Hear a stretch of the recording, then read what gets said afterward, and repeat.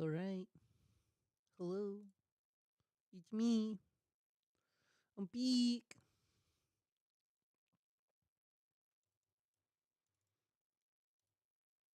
Oh yeah, we got AC in the chat. We got Zombie Bum in the chat. Thank you for the green heart. Green heart for the green skin. Make sure we're good, ready to rock and roll on Facebook. Sure.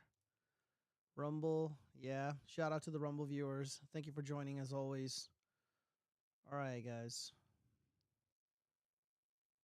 You know the drill.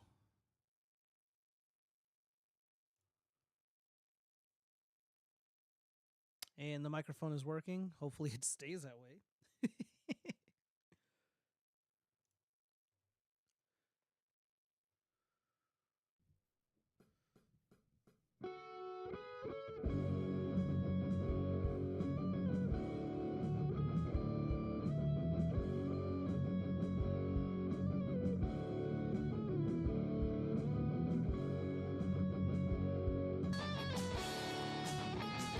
Turn off that racket! A few moments later.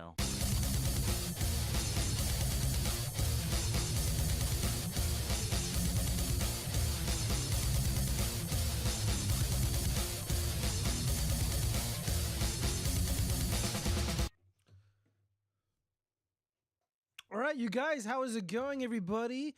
All right, let's see. The Abyss needs to be louder. I guess it does. Raise up the mic volume. Hold up. Give me a minute.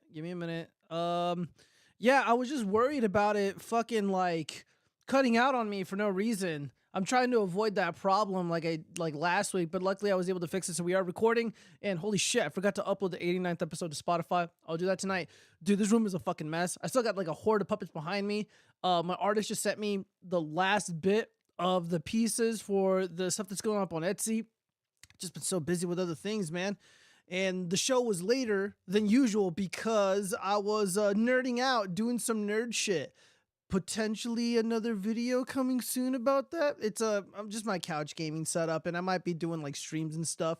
I was like in my attic because I was thinking about running some Cat 6 through there, but anyways, I gotta do the I gotta do the thing where I let everybody know to support the show. So everybody, thank you for joining me once again for another exciting episode of the watchfrogs, the 90th episode. I appreciate every single one of you joining as always. Now, before we begin, please be aware I am streaming on dlive, Trovo, Kick, Facebook, Rumble, X, formerly known as Twitter, Twitch.tv, and YouTube, of course, for those who enjoy or prefer the audio-only experience of the show. You can head over to Google Podcasts, Apple Podcasts, Spotify, or anywhere else where podcasts exist. Of course, links are in the description. There are also another handful of ways to support the show and to keep me independent. Feel free to head over to my Subscribe Star, my Locals page, or toss a generous donation in my Cash App. I'll greatly appreciate it. Thank you.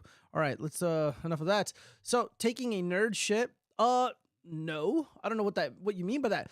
If you would like to see Gio lick his puppet, then donate to the Cash. God damn it, I am not going to be molesting no puppets. So we got quite a bit to talk about tonight. We're gonna go. There's been some developments about the moon hoax that's growing some legs. There was an epic primary tonight. I'm not gonna go over all the bits and pieces of it because it's really not that important. However, there was some really awesome developments in Ohio.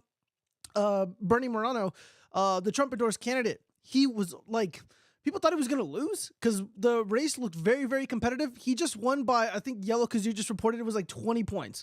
I found out like 2 and a half hours ago that he pretty much won every single county. His lead, his victory surpassed that of J.D. Vance. We are likely going to have another J.D. Vance in the Senate.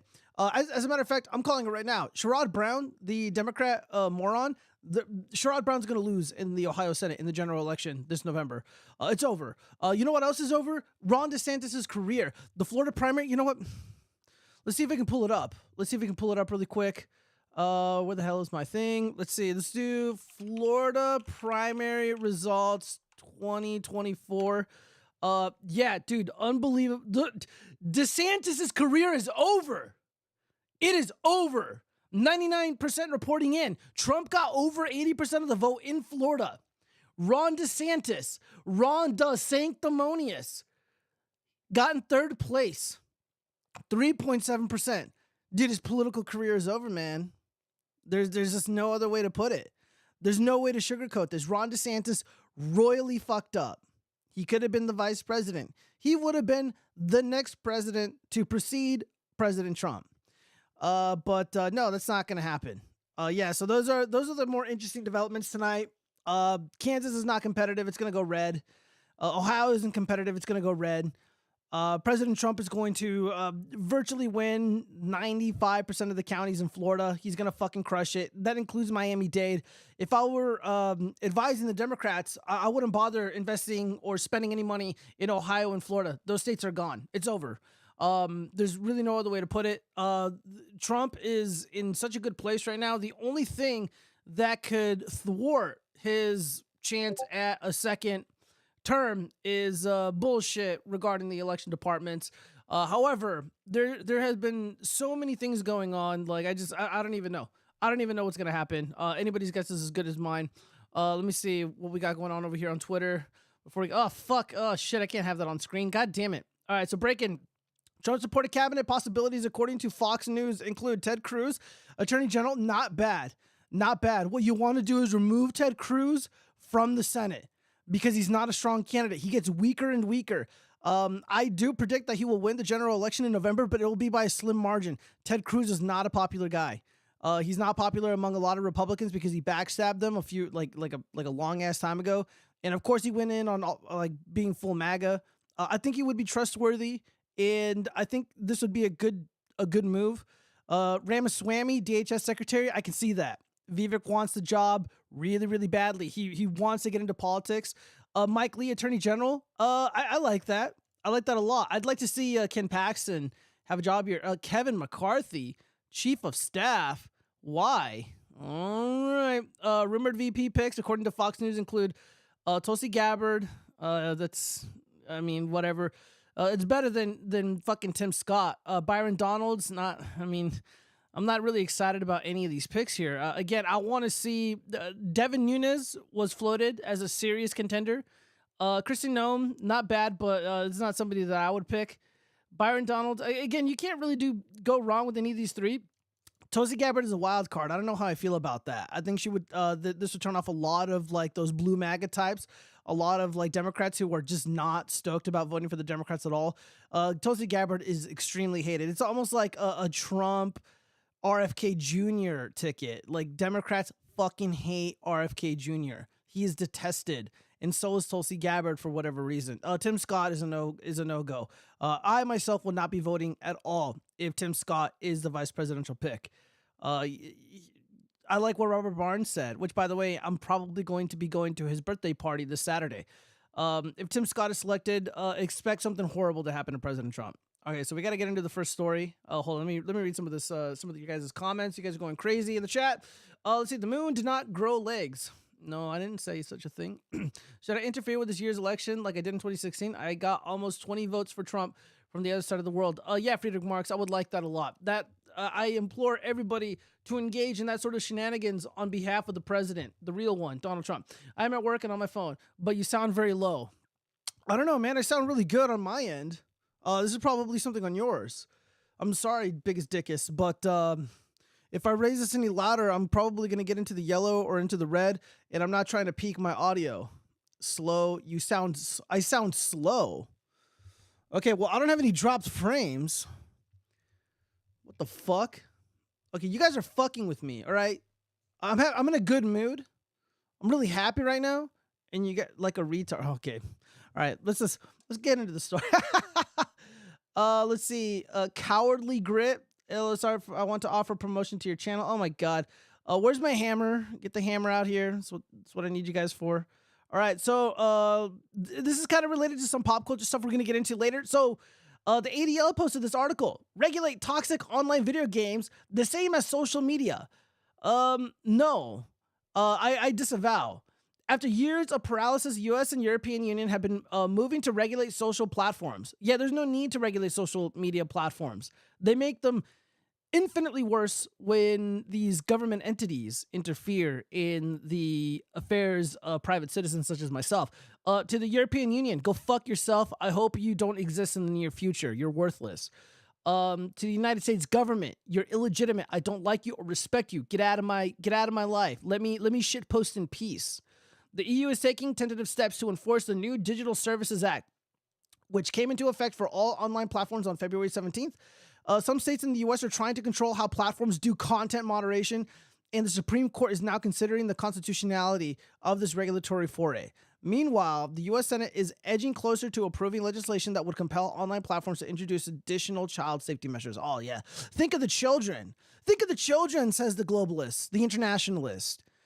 Think of the children, says the Democrat. The Democrat will they'll show pornography to the children. They'll show penises to the kids. But don't you dare expose them to fuck and piss and shit and my offensive opinions. That's when they want to step in and intervene in our private affairs. I don't like it. Based non-2A countries stop existing already. Yeah, here I know, right? Let's see. Time to dust off the old election interference kit. Yeah, you better. I mean, Trump's gonna need all the help he can get. All right. So, anyways, what else are they trying to shove down our throats? But these efforts to rein in social media overlook the gargantuan online gaming industry. Video games comprise the largest entertainment industry by far, grossing almost $200 billion in revenue in 2022. Dude, the economy's dog shit, but gaming is fucking killing it, man. The gaming industry is killing it. I mean, if you're smart and, you can make a game, you got like, a good product, you can make a lot of money. And they are making a lot of money. However, the regime notices that gamers are not just, random nerds. This is a voting bloc. These are people that are being influenced by ideas. Video games are art. So, of course, they want to intervene and interfere in the entire gaming process from beginning to end. Doesn't matter if you're having a single player experience or an online experience. They want to embed themselves in the video game process, and they have to be stopped, and we have to be vocal about it. Today, online gaming sites offer far more than entertainment. Yeah, just like I said, this is the first time reading this, by the way. The ADL posted this.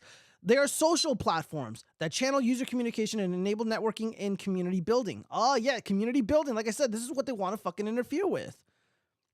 I mean, I wasn't the most in touch with all the Gamergate bullshit because I just didn't really give a fuck. Because I'm like anti-consumerism and stuff. And my ethos, my way of thinking is there are companies that are going to push these woke products. They're going to push politics like not even like, it's not just like they're presenting their ideas. It's like they want to browbeat their ideas into my mind. And to that I say, fuck it. And I walk away. And that is what the new Gamergate is essentially. And the first one was booting white guys, straight white males, out of the gaming space and making it woke, making it diverse, making it stupid and retarded. And unfortunately, the gamers lost. We lost Gamergate 1. However, Gamergate 2 is a walking away movement. It's a expose the leftist movement. It exposed the far leftist orthodoxy that has embedded itself in the gaming industry. And it's important to highlight it. Get organized with our little communities and walk away. But now the European Union and now the Democratic Party and and these justices in the US, they want to make it harder for us to engage in lawful speech. Again, all this is because of lawful speech. They do not like my potty mouth. They do not like the conversations that people are having on the internet, because it kind of reminds me of the conversations that me and the fellas have at the bar. Back in the day, and even today, you go to a bar, you're fucking drinking, you're smoking, or at least you can smoke in a bar out here. And, we're talking about what the fuck is going to happen. And people on the internet, people who are playing video games, you chill, you relax, you're with people that you've been talking to for years, and they're talking about politics. They're talking about the future. They're talking about this push to erode our constitutional and human rights. And, this is what they want. And we're already seeing aspects of this already at the highest levels of gaming. Call of Duty Modern Warfare 3 or Warzone 2, whatever, the latest Call of Duty bullshit. They just implemented AI moderation tools. I cannot do anything in the game or say anything in the game without being muted and reported. So fuck it. I'm not going to play Call of Duty anymore. If they're going to censor my lawful speech, I'm not interested in playing the game. If you guys are going to make it impossible for me to communicate with my teammates, make jokes with my teammates, or make jokes at the expense of my opponents, I don't want to play. Video games are supposed to be social. We're supposed to goof on each other. I want to be called the most foul, disgusting, hateful names imaginable. I want to be fucking roasted. I want to be thrown on a fucking barbecue grilled and just roasted. All right. I want it to be a fucking bloodbath in my ears. But the Democrats, they think they know better, and they want to prevent me from having a good time and laughing at not just at myself but at others. It's bullshit. Jump something in your chat in politics. It seems McCain idiots still exist here in AZ who voted for Haley, or Dem switching to vote for Haley, but Trump sweeps AZ. Yeah, dude, Trump sweeped AZ. I don't. Thank you for that, City Dispatch. I don't know. I expect Carrie Lake to win the nomination. I expect obviously Trump is going to sweep it. He's probably going to run away with it, but we're probably not going to get a final total until like literally like a week and a half to 2 weeks from now. Gio has a degradation kink. Chat, you know what to do. All right, you know what? Don't fucking give him ideas, AC. Don't you dare give him my ideas. All right, let me see if there's anything else more interesting here. Discussions of harms in gaming historically have focused on fears about the content of the games themselves. Yeah, this is a non-issue. This is a non-issue here. However, the social environment of games is what actually poses significant threats to players' safety and well-being. Yeah, you guys aren't my fucking mother. It's like, mind your own fucking business, dude. That's just like, that's what, like, I don't bother ever debating a libtard or a Democrat on like safety and like, you know, protecting people and the children. Just call them fucking retards. Just tell them to fuck off and mind their own fucking business and get the fuck out of our lives. I'm not even kidding. There's just no point in having a intellectual discussion because they're just trying to waste your fucking time. They're just trying to waste your time. And you're like, yeah, dude, you're retarded. Why would you say this to me? What are you, retarded? And then just like walk away. And then just be like, yeah, I don't want to talk to that guy over there. Like, he's retarded. He's like saying all this stupid shit. And that, like, he likes to touch children. Like, who fucking cares? Like, these people suck. Exposure to hateful speech is routine, while doxing, exposing someone's private identifying information, and physical threats are also common. Yeah, this is like the most common technique of the leftists, of the Bolshevik, of the Democrat. They just spent 2 weeks doxing Stone Toss, the artist.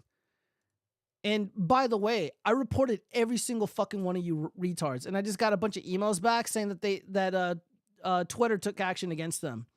Yeah, quit fucking doxing us. You guys are the ones doing that.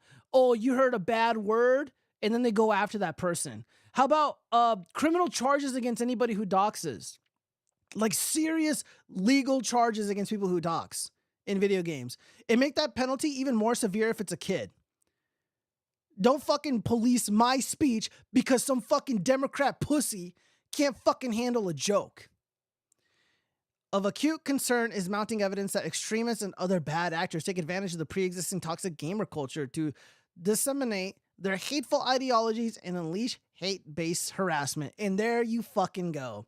There you go. I was 100% correct. I was 100% right about my initial assertion about Gamergate. I know that, like, you know, other people have had the, you know, they like people have really staked their claim to being like the first to fight this fight, to fight this war with the Bolsheviks. And you know, I'm trying to think back at like some of the stuff that I heard, and a lot of it was just like, you know, tearing down of like SJW ideology or whatever. And I like to keep it simple. You know, what are they trying to do? They're trying to remove people from gaming. Now, what are they doing? Now they're punishing people for walking away from it. And it's really that simple. And of course, it goes beyond just doing that. It's about policing and censoring speech and monitoring one of the most popular modes of communication, one of the most popular forms of entertainment. Let's see. Hold on, let me see some of the shit here. Drop something. Oh yeah, I just read that. Consume sins. You bought the new TV? I did. That's old news. Stadia Dispatch. Geo has a degradation kink. No, Geo wants to be a roasty. What a weird fellow. That is not true. Indeed, what a weird fellow. But that's why we're here. It's odd he hasn't made a frog puppet. Dude, that's coming, man. That's coming. You all wanted women in game, and now you have what you wanted. Don't cry when you begged for this. Dude, no one begged for that. Okay, dude, you're fucking, no, that's not true. You got it all wrong. Remove feminists from male spaces. Jared, would you be able to handle a roast though? Yeah, I probably would. It wouldn't be the first time. All right, so let's move on to the next story because you guys kind of get the point. Yeah, they're coming for the speech, guys. And again, the best solution thus far, it's like, okay, I love Call of Duty. I'm a fucking normie dork when it comes. I'm a bro. when it comes to Call of Duty. Grew up playing that shit since I was a little kid. I had to walk away. They want to censor my lawful speech. They're not going to get my money anymore. I vote with my wallet. And hopefully people see me live by my principles and they emulate the things that I do. And they join me in my fight against, the internationalists and the people who wish to police my speech. All right, so let's continue. All right, so GOP challenger ridicules Barron Trump during YouTube show. I'm not going to harp too much on this. Here's a clip. We're going to watch the clip. And I'm going to respond to this. And I'm going to be fair. I'm going to be as fair as possible. And just caveat, I like Brandon Herrera. I think he's a funny dude. I think he's a good dude. And I think he's got his heart in the right place. He stood up for Kyle Rittenhouse when a lot of our fellow gun YouTubers would not, because a lot of them are just dog shit morons and got really cringe boomer takes, FUD takes. Brandon Herrera doesn't fall in that camp. However, this is... he did make some jokes at Barron Trump's expense, but let's just listen. He's also like 9 foot tall too. He is, yeah. He's a large ventriloquist like dummy. Yeah, he's like a large puppet. He's the one that controlled by looks like Jesus. a bully, right? Huh? He looks like a bully. Oh, yeah. I don't know what he looks like. He looks like Slender Man. Walks around, walking through He's the a void. cryptid. He really is. started cryptid about Yeah, he fucking is. Yeah, Barron Trump. literally. He's all legs. That's why I wish I had his life, dude. He's already got more on the internet. Like the Barron Trump's starting to become a meme like that. Oh, it's fucking amazing. It's so good. Is he the new cryptid? He is the new cryptid. That would unironically be a great cryptid. Call Isaiah. Like, hey, we need you to revise your list again. Yeah, exactly. What's it do though? Like each cryptid has a power. I have to find Dad. He hangs. He whispers in your Tears ear. open a fabric in time itself and like crawls through. All right, come on. It just appears out of nowhere. Where's my father at? My father's coming. That'd be kind of creepy, right? Just small hands. It's like the Jurassic Park, the water. Yeah.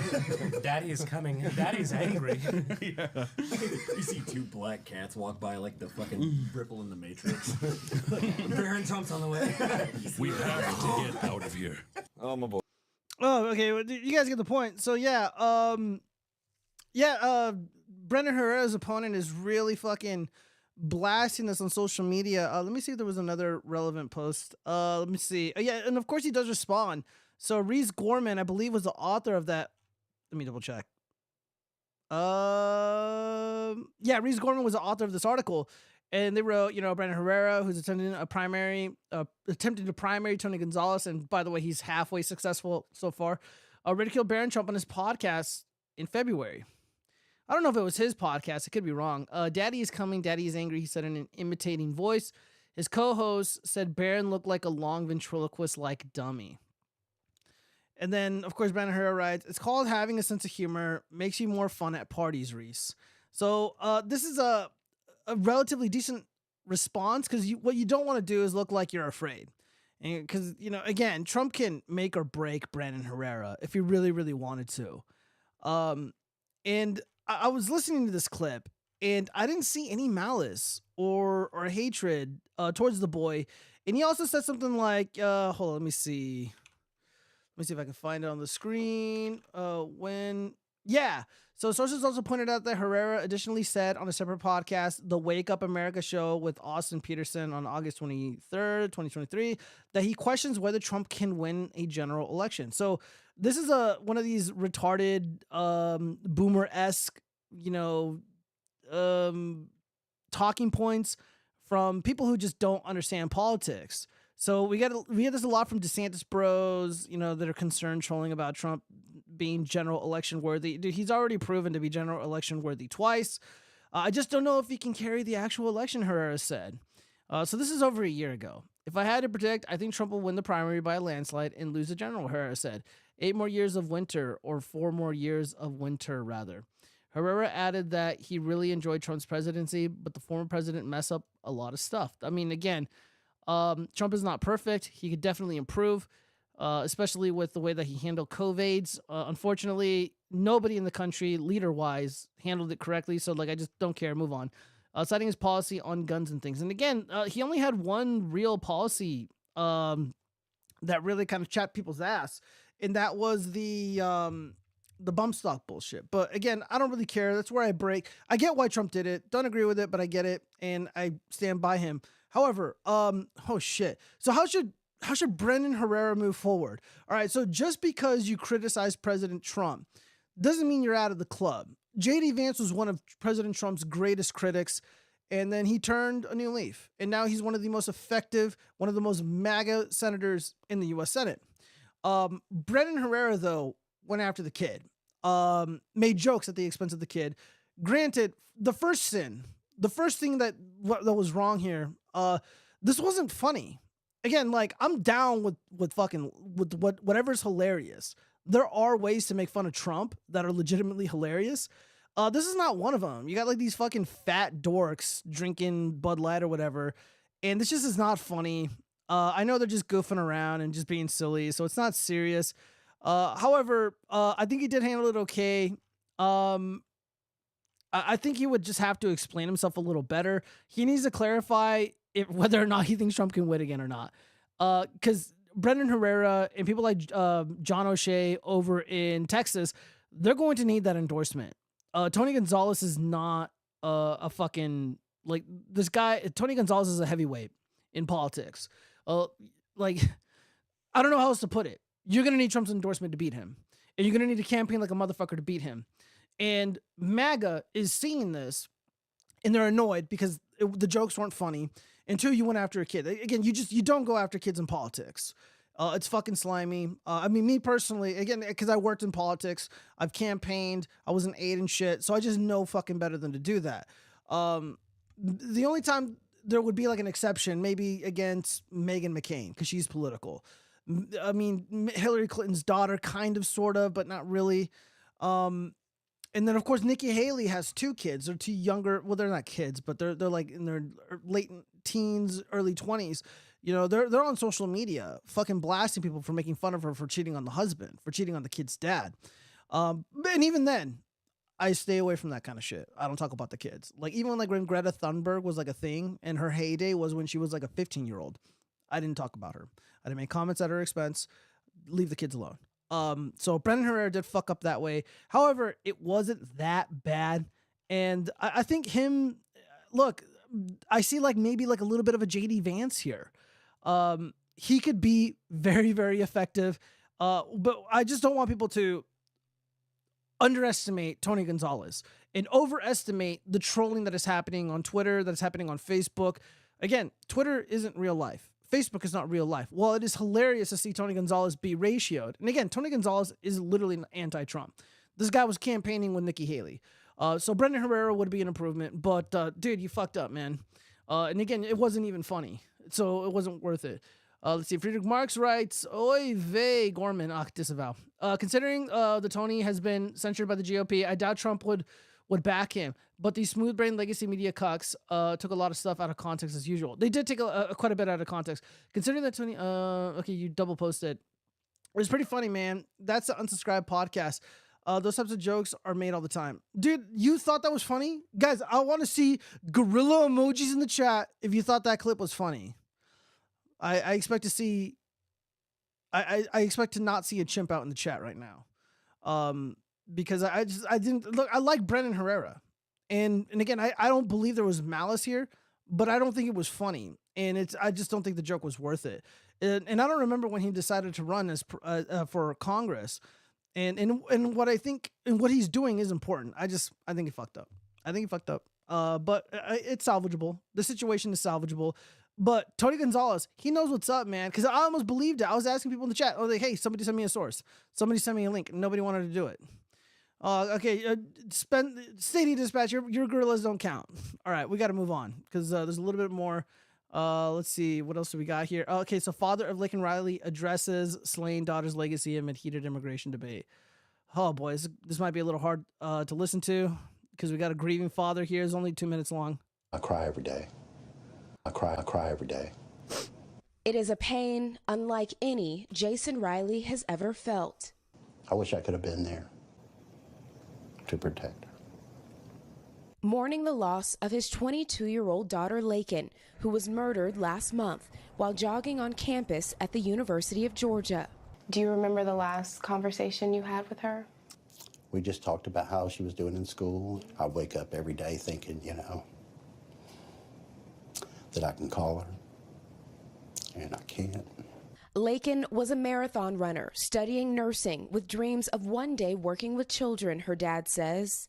A Venezuelan migrant who entered the U.S. illegally in 2022 is now charged with her murder, officials say.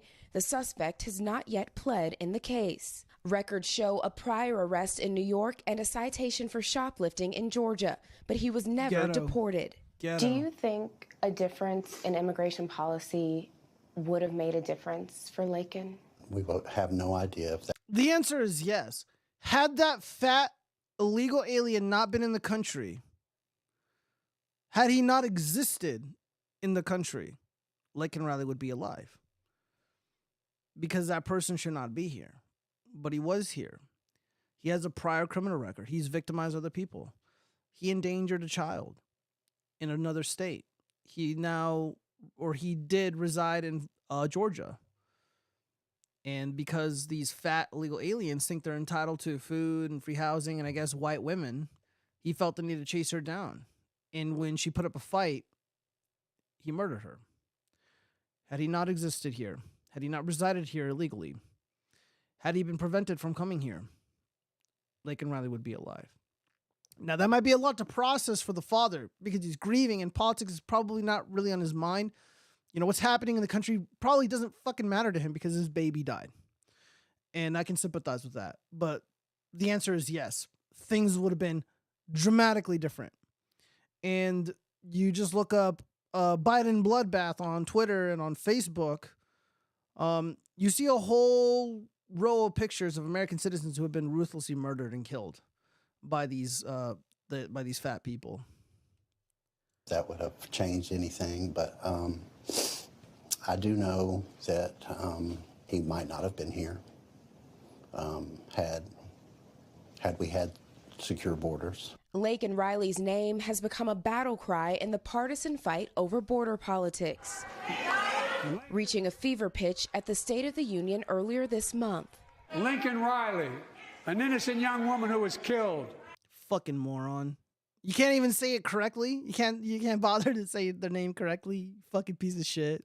Fucking hate this guy. By an illegal. Days later, her mom and stepfather meeting with former President Trump. It's incited people. An illegal. Days later, her mom and stepfather meeting with former President Trump. So I'm going to assume the mother's right here in the jean jacket. These are probably the siblings of Lakin Riley. I mean, I'm not trying to criticize how people grieve and shit, but they're all smiling and being really upbeat, given the situation. God damn it, Trump! Even Trump is smiling. I don't know if this is the move. And this is not the dad. I initially thought this was the stepdad. So the dad he's being reasonable. I think they're all handling it as best they can. I mean, again, everybody grieves differently. You know, this is a messed up situation for sure. Yeah, R.I.P. Lakin Riley. It's incited people who are going to have a vote in November, and I think it's being used politically to get those votes. How do you feel about that? It makes me angry. She should be raised up for the person that she is. What do you want the world to know about her? Just how amazing she was. She was one of a kind. Priscilla Thompson, NBC News, Beaufort, Georgia. Yeah, you know, again, like I 100% sympathize and understand, but again, I don't know Lakin Riley. Obviously, most of us don't. But we see the sweet young lady who was doing everything right in life. She was going to school. She's not a fucking criminal. She was going to be a nurse. She was going to help people. And she's gone now. And that pisses us off. So, yeah, I think it's important to prop this scenario up, this horrific event up, and let everybody know, like, this could be me. This could be your mom. It could be your sister. It could be your little brother, your little son or whatever. And it's got to stop. Because, like, dude, people just don't want to stomach this anymore. I don't want to stomach this shit anymore. I'm sick of it.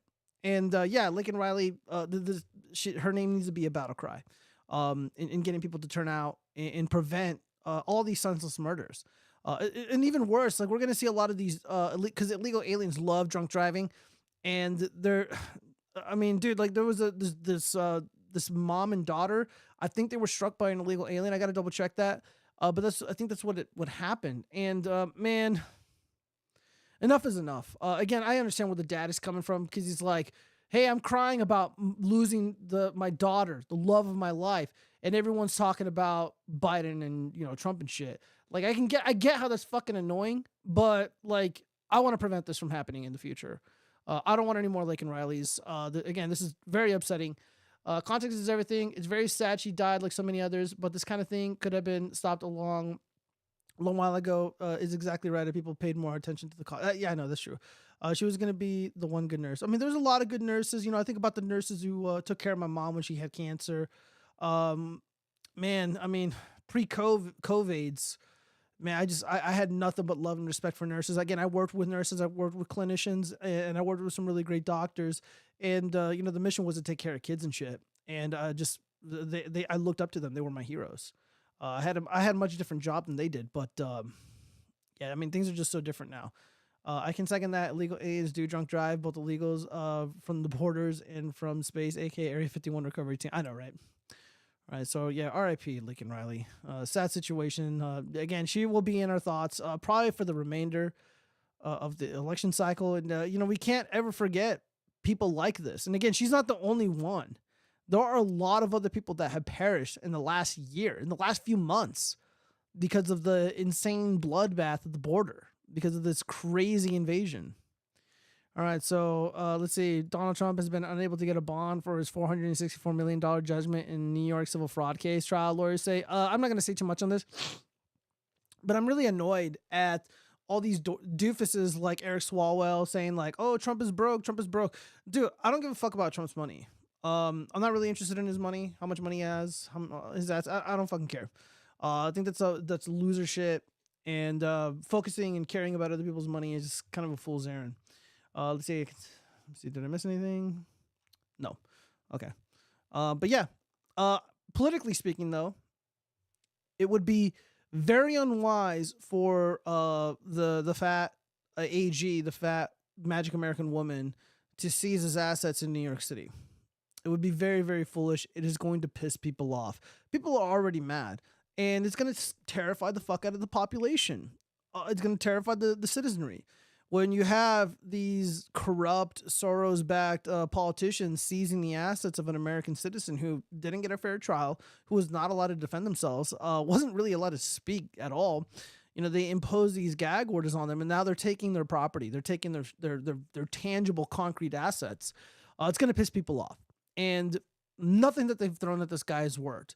The bullshit RICO case in Georgia is falling apart. Nobody believes that ghoulish woman was graped by President Trump at a fucking department store. Yeah, people are seeing this, and they're not gonna be happy about it. I don't believe it's gonna go over as well as I think it will. So yeah, be careful is what I would suggest to them. All right, let's move on. Putin wins in a landslide re-election to extend the 25-year rule in vote criticized as a sham by protesters. Okay, so it's okay to dispute that election. Okay, when the election doesn't go your way, then it's all bullshit. So Russian President Vladimir Putin won a record 88% of the vote in his country, or in the country's presidential election Sunday. Exit polls showed as citizens opposed to his strongman rule threw Molotov cocktails and firecrackers at polling sites and poured ink in ballot boxes to protest the vote. Wow, it sounds like there's election interference by CIA-backed hooligans, by these detractors. All this sounds highly illegal. Like, dude, can you imagine like a Proud Boy doing half the shit that I just read? Putin, who came into power in 1999, secured a new 6-year term as president, overtaking Joseph Stalin as Russia's longest-serving leader in more than 200 years. Well, I think Putin is doing an excellent job. Again, Russia is thriving. Russia's, they're fucking kicking ass in Ukraine. And I'm all for it. I stand with Russia. I stand with President Putin, more so than the illegitimate regime that lords over me here in the U.S. Let's see. Friedrich Marx, fat BLK whammon, stealing a tall white man's wealth. What's more American than that? Disavow. Congratulations to my man Putin. Have a good term, Vlad. Oh, yeah, he probably will. Again, the sooner that President Trump returns to office, the sooner we will get peace. No more, pain and suffering on the Ukrainian side or on the Russian side. And of course, we're fucking suffering financially because they keep devaluing our money by printing more of it. It's bullshit. I think I read somewhere it was like $100 trillion every 100 days, or not 100. Well, $1 trillion every 100 days is spent by the regime. It's a lot of fucking money. I think inflation is effectively at like what 18% or some insanity like that. I quit keeping track. I just don't spend my money. I can't. I'm gonna just starve and get all skinny and shit. Let's see. Dominican Republic. They built a giant wall. So Haiti is in shambles right now. Haiti doing Haiti things. All the more reason to build a wall and prevent them from coming over here. But let's just watch this short video really quick. And for whatever reason, there's a creepy picture of Hillary Clinton in the corner. I don't know what that means. The crisis has fueled fears of another Haitian migrant exodus in the U.S. and here in the Dominican Republic. The DER has built a 12-foot tall border wall to protect them from gangs and crime. They call it a smart security fence with drones and cameras, night vision, and watchtowers. Yesterday, we drove in dune buggies along the border with Haiti with a commander of CESFRONT, the Dominican Republic's Border Patrol. Construction of this new border wall began last year. The president of the Dominican Republic says so far about 100 miles of border wall has been completed. The goal is to eventually have a border wall run along the entire border with Haiti. He says it'll change the Dominican Republic forever. It's like, yeah, we'll be safe. It's like, yeah, no more of these fucking people coming over here starting shit. The physical wall is already doing its job. From a security standpoint, it is helping us a lot. That's a border Meantime, expert. the DR is also doing their deportations. In fact, every day, truckloads of illegal Haitians Based. are dropped off at the border. They've received Based. international criticism for this, but the government here says it is necessary for law. Yeah, dude, look how great life can be when it's like, oh no, all these like countries are criticizing me, and the Dominican Republic's like, I don't give a fuck what those retards think. I'm gonna fucking deport these morons. Get the fuck out. That should be the attitude. And it's not like I remember when I think it was like 2017, and Trump's ICE, they were fucking laying down the law, man. And there was like a handful of videos that went viral of people being deported, and of course, like, the kids are American citizens, but like the parents aren't, or the majority of the family isn't. The older people in the family aren't, and they're like being rounded up and shit. And then like the kid was crying. He's like, "You feel like a man?" Of course, with like an accent and shit. And I'm like, yeah, good. I wish that was me doing the deporting. Base Haiti being based, the cannibal crime gang will stop the Clinton from mass or the kids. Took them 2 days to win. Like I do have a little bit of sympathy for them because of the fucking, the fraud, and because of the shit that they were doing to the kids. There's not a fucking conspiracy, you guys. The UN, was it the UN or NATO? One of these fucking European groups, one of these globalist internationalist groups, they went down to Haiti and they were doing horrific shit to the kids. They were abusing them in horrific ways.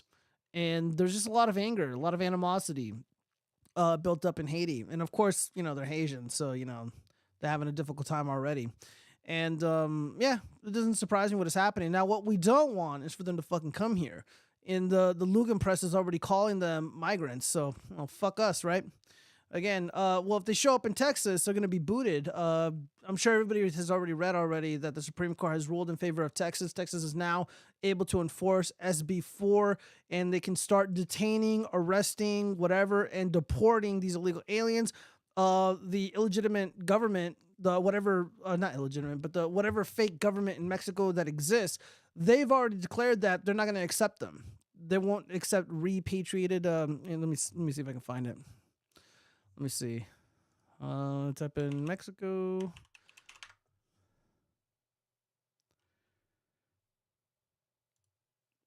Yeah, so from the AP. But Mexico's government said Tuesday it would not under any circumstance accept the return of any migrants to its territory from the state of Texas. Mexico is not required to accept deportations of anyone except Mexican citizens. It condemned the Texas law being allowed to take effect, saying it would criminalize migrants and lead to the separation of families. Yeah, not our fucking problem. If you don't want your families to be separated, stay the fuck where you belong. Go back to where you came from. Like, is that so hard? It's like, oh no, these families are being split up. Well, just go home. Go home. The discrimination and racial profiling. The government said it would put its position before the appeals court next considering the law. Yeah, it doesn't fucking matter. Just leave him in Mexico and don't allow them to come here. It's Mexico's problem. Mexico doesn't like it. Mexico should enforce its fucking borders and not allow hordes of fucking people to just trek through their country. I mean, it's very orderly. It's very orderly. And then, but even then, like wherever these people are, like they're causing all kinds of problems. Some Mexicans have reached out to me and they're just like, yeah, dude, like these fucking people are coming through our country and they're doing the same shit over there. They're stealing shit. They're raping the little girls, their little niñas and shit. And I'm like, what the fuck? I'm like, yo, why don't you guys like do something? But the cartels are getting paid a lot of money to human traffic. The NGOs are getting a lot of money to human traffic these people. Yeah, but Mexico's not going to play ball. Well, oh fucking well. Again, another reason why we need fucking Trump. Because right now, some of these automakers are going to be moving their factories. They're going to be moving jobs over to Mexico. Put a fucking tariff on it, and just fuck Mexico. Just fuck them. You gotta fucking play rough. You gotta be tough on these people, or they're gonna walk all over you. I mean, right now they know that the Biden regime is friendly towards the interests of the illegal aliens, and they know that there's a common mission there to flood our country with these people so they can replace us and displace us and devalue our wages and make life miserable for us, and a whole multitude of other things. So right now they feel like they can do this. I don't believe who fucking cares? Texas is probably just going to send them across the border anyways.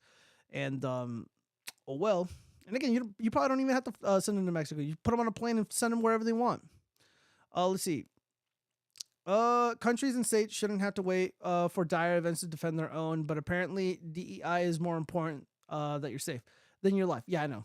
Have a good night. Let's hope those adult website bots don't appear when I'm gone. I know, right, AC? Have a good night, buddy. Thank you for joining us. Sincerely appreciate it. All right, well, so what's going on there? What else have we got here? All right, so we got to get into pop culture news. There's really not a lot going on politically other than that Supreme Court thing was really, really fucking big. There's going to be a handful of other decisions just coming through the pipeline, and of course there's going to be a lot more in the summer. All right, so they like to say that politics is not trying to force an agenda down people's throats. Well, this is in 2020. Fortnite is hosting another We the People panel. We the People, that's a Bolshevik talking point about voter suppression. Yeah, there's no such thing as voter suppression. Well, actually, that's not true. My vote is being suppressed. My vote is being canceled out by these phony baloney mail-in ballots, the snail-in voting. We got more stuff. Oh, yeah, I already went over this. So the regulate gaming shit. We got other people weighing in politics because, again, Gamergate, too, is more political now than ever before. Definitely more so than the first Gamergate. Christina Pushaw, who works for Governor DeSantis and was, I think, the figurehead of his campaign. Let me see what's going on here. So she doesn't like Elon Musk. So right now the DeSantis bro orbit, all the AstroTurf fake accounts, the bot accounts, they've turned on Elon Musk because Elon Musk is hanging out with President Trump. He's definitely on our side in the Gamergate saga, Gamergate 2 saga. So Ian Miles Chunga's posts, who cares? And then Elon Musk writes, Sweet Baby Inc. is an evil blight on the gaming industry. All they do is make games terrible and try to cancel people. Fact check, true. They cannot go broke soon enough! ! Well, thank you for that, Elon Musk. I would expect more views on that, given most of what he says gets like millions of views, but whatever. And then Christina Pushaw, the DeSantis bro female employee, she writes, agree, but it seems to be a symptom of a much larger problem. If Sweet Baby Inc. goes out of business, another woke consulting firm will replace it because there are incentives for corporations that make games to engage these services. Some say it's racketeering. I think it all ties into the ESG agenda. Yeah. Well, pointing it out is a good start. I mean, I don't know what the problem is. The solution is clearly to just walk away from these companies. And just to make fun of them. Just don't be nice to them. Make jokes at their expense. That's the best weapon we have. The best weapon we have is our free speech, which is why they're trying to take it. So to that I say, enjoy it while you still can. Christina Pushaw sucks. So it's like she's agreeing, but like kind of being contentious and like a fucking condescending bitch. I don't know what's going on here. These DeSantis bros are just insufferable jackasses. Let's see. I worked for a small startup, which never made sense while I was inside. I wondered how we were generating any revenue. Turns out the owner, founder, CEO was the son of a very wealthy person, and dad, friends, family injected to keep it afloat. It kept the son. Okay, I'm not going to read all that shit. Yeah, their incentive is not to make money, it would seem. Yeah, that's certainly a part of it. Let me see. If you're not a Bolshevik, then you're an establishment-loving dick-riding champ. You're Fortnite, my fave game. Ace Angelo, I love Fortnite. I love Fortnite. Let's see, what else have we got here? Let me see. These comments suck. All right. I thought there was more. Let me see. I haven't failed to get a Brazilian guy banned from Steam to make him lose his Steam library. Sweet Baby Inc.'s Chris Kindred is now trying to get Capcom to remove Asmongold from being a pawn in Dragon's Dogma 2 for harassment, making videos on the topic and not siding with Sweet Baby Inc. Oh, that's really interesting. I don't even like Asmongold. Asmongold kind of fucking sucks. His opinions are cringe, and he's cringe. This is going to completely backfire on Sweet Baby Inc., which is trying to get a popular gaming streamer canceled for not siding with him. You know, now I'm Team Baby, Sweet Baby Inc. If we can get Asmongold banned, I'm all for it. I am, guys, I'm abandoning Gamergate just so we can get Asmongold banned. That would be a net positive for the world. All right, what else do we got here? Nickelodeon's House of Horrors inside the abuse allegations aimed at Dan Schneider's kid show. Dude, what's up with all these dudes like working on kid shows just being like disgusting perverts? Let me see. There's a new docuseries premiering Sunday detailing the toxic culture behind the scenes on many of former Nickelodeon's powerhouse writer-producer Dan Schneider shows. All right, so Brian Hearn never became a big star like Amanda Bynes, Ariana Grande, or Drake Bell. When he was one of the many child actors in the Nickelodeon universe that dominated children's TV in the late 90s and early aughts. Because of his outspoken mother, he ended up being one of the lucky ones. Herney, now 35, was let go in 2003 from All That, the kids' sketch series that featured Bynes, Kenan Thompson, and others after 2 years. Oh, that sucks. So this is Dan Schneider. Holy shit, he's kind of fat.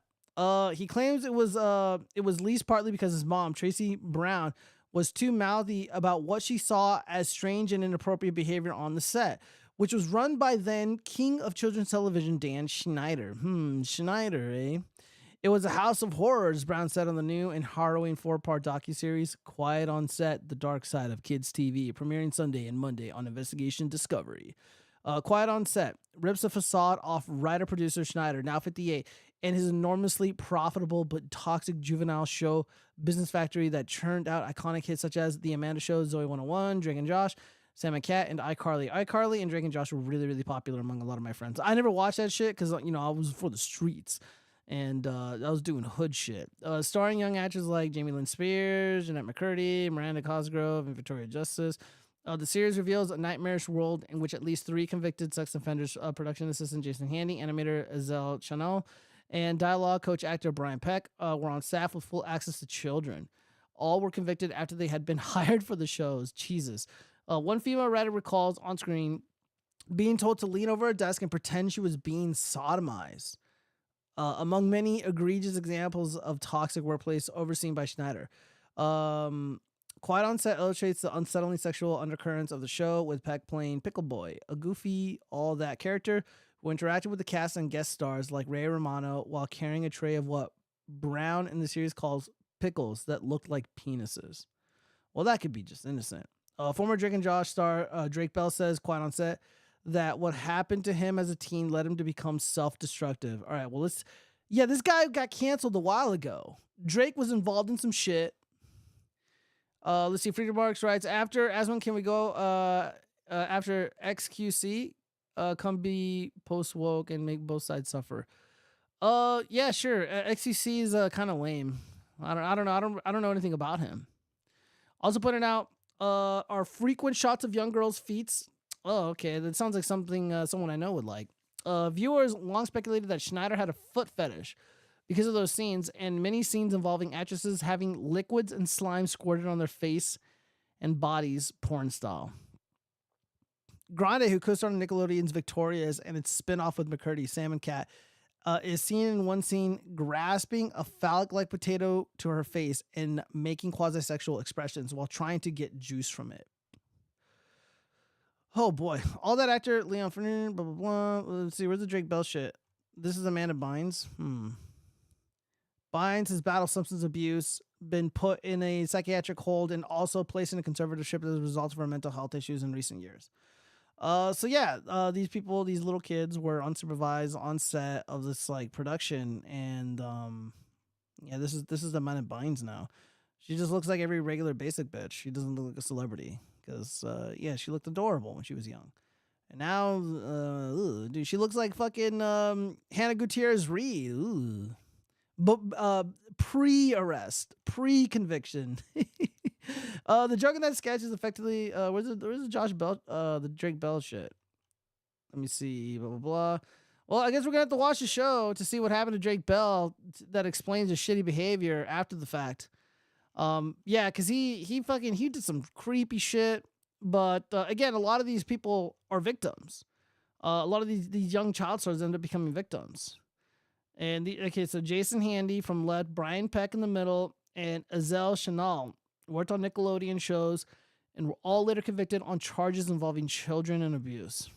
You know, it's funny. It's like, dude, these people can end up getting jobs in Hollywood, but because like I wear a MAGA hat and shit, like I get fucking, I'm blacklisted. You know, what the fuck? It's not fair. All right. Well, a movie came out called The Society of Magical... shit, am I even allowed to say that? I don't know. So, the American Society of Magical specialty box office. All right, so let me see. Yeah, this film was a fucking stinker. Let me see if I can find the... here it is. All right. Let's see how well this film did. From Focus Features grossed $1.25 million. Okay, so the American Society of Magical Americans only it grossed $1.25 million at 1,147 theaters in North America with Friday. $520,000 on Saturday and only $470,000 on Sunday. Exit data on the first feature by Kobe Libby was 50% male, 75% age 25 years and older. Okay, so again, we got an older generation going to see this film. A more mature crowd going to see this movie. 75% age 25 years and older. Okay. 52% are African American. 31% Caucasian. 10% Hispanic. 4%. Okay, dude, what are Latinos and Asians doing going to see this? What's going on there, guys? What are y'all doing? The satirical comedy. Yeah, they're using comedy very loosely here. They're taking quite a few liberties by calling this thing a comedy. The satirical comedy that premiered at Sundance stars Justice Smith and David Alan Grier. David Alan Grier actually has talent. Justice Smith, not so much. So Justice Smith is a young man and his mentor at a secret society of magical American people dedicating their lives to a cause of utmost importance, making white people feel at ease. It's an original idea, but the execution didn't resonate with critics. 30% Rotten Tomatoes. It's tracking 60% with audiences. Yeah, that's astroturfed. I don't believe it. Under 50 verified ratings. Focus said it remained committed to supporting and discovering new, diverse voices with a unique point of view. Yeah, dude, this is the problem. This wasn't a unique point of view. All right, somebody wrote, they are not Americans. Heart, the Magical Society of Shitskins. Disavow. One of the problems here is that none of these ideas are new. These are very old, antiquated views from the modern left. Spike Lee, who's a genuine racist, by the way, coined the term magical American, a trope in American cinema for a supporting stock character who comes to the aid of the white protagonist in a film. This was a weekend with diverse indie films and the spotlight holding up the middle of the market as best they can, but it's not great when the gap between the top blah, blah, blah, blah, and the rest of the top 10 so wide, which was a hallmark of the theatrical landscape, blah, blah, blah. The film's a fucking piece of shit. Nobody saw this thing. Again, I think people like me went to go see it. They were like drunk, and they're just like, yeah, I'm gonna wear my Trump hat in the fucking theater. Dude, like, there were videos of like people going in and like nobody was fucking there. But I gotta drink some water. Getting a froggy in my throat. You know, I met Justice Smith. Spoken to him before. Very brief. The dude has like a giant fucking ego. He's a total egomaniac. He's the racially ambiguous protagonist, the young guy in the Society of Magical Americans. And in person, in real life, dude's got a major fucking chip on his shoulder. I don't know how to explain it, but he's just a fucking egomaniac. And I'm glad this movie it fucking bombed. They should just drop the shit over fucking the Gaza Strip. It bombed so hard. I'm hoping that this experience humbles Justice Smith. He needs it. He needs it more than anybody. Look at this dude. Fucking $1.25 million. I mean, they had some heavy hitters here. And again, like, I've seen Justice Smith in person. Again, I've seen him in person before. Like, again, I don't mean anything like really by this, but like, dude, my ass is darker than Justice Smith. I could have been one of these magical Americans in the film, but I feel like I'd probably like, you know, I'd be bad at it. Like if I was in the movie, like if I was a character in this world, I'd just be like, so wait, our job is to like, you know, make white people like at ease. Well, why are they like on edge? Maybe why don't we just stop doing the things that you know, make them all skittish about us, you know? Oh, you know, maybe we should just stop stealing shit. You know, I don't fucking know. I don't know. I'd be handing out like, you know, passes. You know, I'd just be asking too many questions. I'm like, dude, why don't like, how about like, it's like, wait a minute. So white people are the most dangerous animal like on the planet? Like, pull up my fucking you know, FBI crime statistics. Let's see what's going on there. I don't know. There's a lot of issues with and again, if white people are so fucking dangerous, like, why don't you use your magical powers and just fucking leave? Like, we can just get all our people and just go back to, you know, somewhere else away from whites. The movie just doesn't make any sense. And this is without me seeing it. I'm not going to go fucking see that garbage. Movie needed Jussie Smollett to be successful. You know what? Freedom Marks, you're actually 100% correct. I'm not even kidding. Dude, Jussie Smollett in that role would be fucking hilarious. Everybody would go see it. It would literally be... the movie wouldn't be good. It'd still be a piece of shit. But people would actually go to see it. Because they're like, oh shit, this guy's going to go to fucking jail sometime this year because he's been found guilty and he's lost his appeals, except he's got one more up his sleeve. This is Chicago Supreme Court. But that would be funny. That's actually a really good idea. Let's see. You're Sicilian, have lots of... fuck you, Zombie Bomb. Fuck yourself. Such a bitch. You look like the Hodge twins' little weak brother. What the fuck? Okay, dude, I'm getting roasted. Disavowed. All right, there's mutiny in the chat. It only took an hour and 2 minutes, but you guys did it. All right, well, yeah, this is hilarious. I don't know. Maybe I think it would be fun to go see this. Like if Cheese lived in Vegas, I'd be like, bro, let's go get fucking drinks, get some chicken tenders, and then we're gonna go just march into this movie drunk as shit and just laugh and riff on it the whole time. It would be funny. Fuck that. I wasn't joking, dude. I don't think you were joking either. It was just so brilliant. You obviously thought about it quickly, though. That's some quick thinking. No, dude, honestly, that's actually like a really brilliant. And you know what? Jussie Smollett is a better actor than Justice Smith. I don't know. I think someone said that like Justice Smith was decent in the Dungeons and Dragons shit. I don't like Dungeons and Dragons, and I didn't watch it, so I don't know. I mean, obviously, like Justice Smith has a little bit of talent, you know, to be in these big movies. But yeah. Let's see. Why do they provoke them? I don't disavow. We're not gonna go there. But yeah, I mean, just to further highlight the point, let's see where it's at on Rotten Tomatoes. 31% from the official critics and 66% by the audience score. Okay. Again, who the fuck is saying this is good? I don't know. Like, from what I saw, I just don't think it's funny. Justice Smith, his delivery was just not good. Yeah, I just didn't think it was good. Let's see what some of these critics are saying. These top critics. Brian Lowry of CNN. The American Society of Magical Americans starts and ends quite well. Almost everything in between a loss proves uneven and inert in a way that dilutes a satirical punch.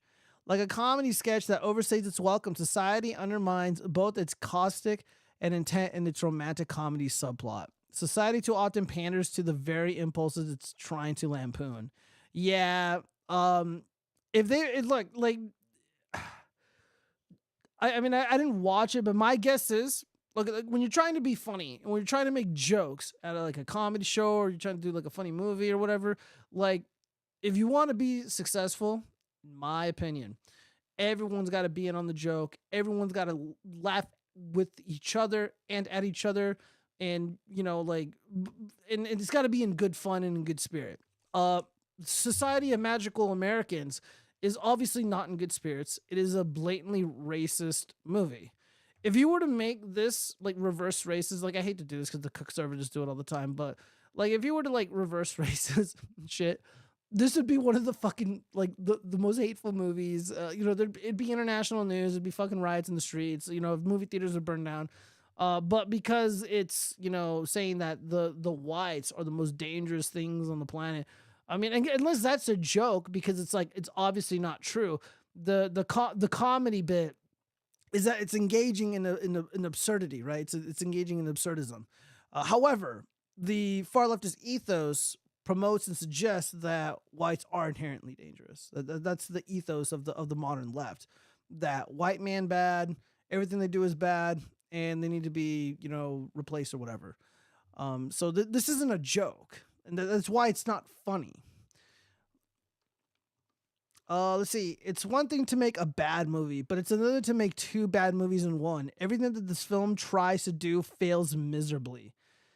Corey Coleman does appear to be a Magic American from Double Toasted Media. Yeah, this is good. Yeah, that's a great review. Yeah, it fails miserably at everything. Again, I didn't see it, but I have a brain, and if it was any good, just fucking kill me. This dull and mishandled racial satire has bland characters, a weak story, and stale jokes that repeatedly miss the mark. This terrible misfire also fails at spoofing romantic comedies.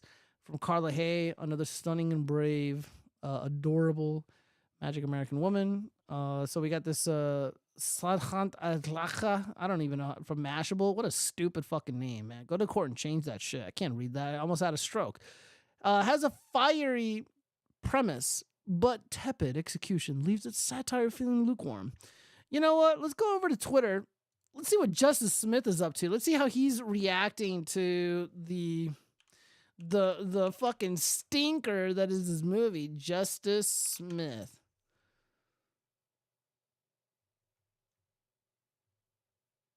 How are you gonna go and say fuck white people when you're literally half white? Dude, your mom is white. I don't even know if I'm allowed to say the M word. But racially ambiguous men really have a lot of self-hate because you're a hybrid abomination. Oh my God, I disavow secular sinner. Holy shit. A genetic abomination. That was a mistake. Holy fuck, dude. What the fuck? Disavow. So this is Justice Smith's dad on the right. And this is mom on the left. Kind of looks like Lady Rackets. Anyways, Justice Smith is a fart in the dust? Here, let's read this. Let's listen to this. Friend of mine, a white friend of mine, is having big feelings about something racist that they did, and I have to somehow alleviate their guilt rather than focus on the ways that I'm hurt. Put everything out of your mind and focus on his pale ass feelings. Oh my God. What a fucking loser. Dude, imagine like unironically having that conversation. Like, bro, so exhausting and stupid. Let me see. Where the fuck is Justice Smith? Stand up for justice. I think this is him. Yeah, this is him. Audience booing. Yeah. Yeah, dude, your shit got booed, motherfucker. Your shit got booed. I guess he doesn't really post a lot on here. He's got a lot of followers. Let's see if he's replying to anything.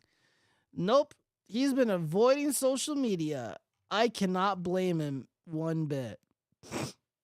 Human person actor thing. Not Will Smith's son. Yeah, dude, nobody thinks you're Will Smith's son. Somehow Jaden Smith looks more straight.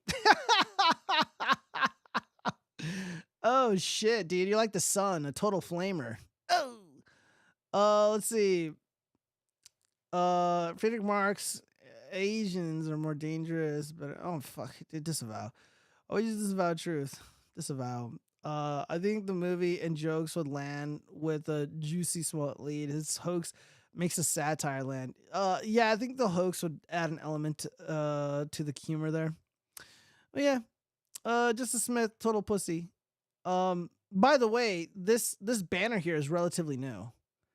He just added this audience booing shit.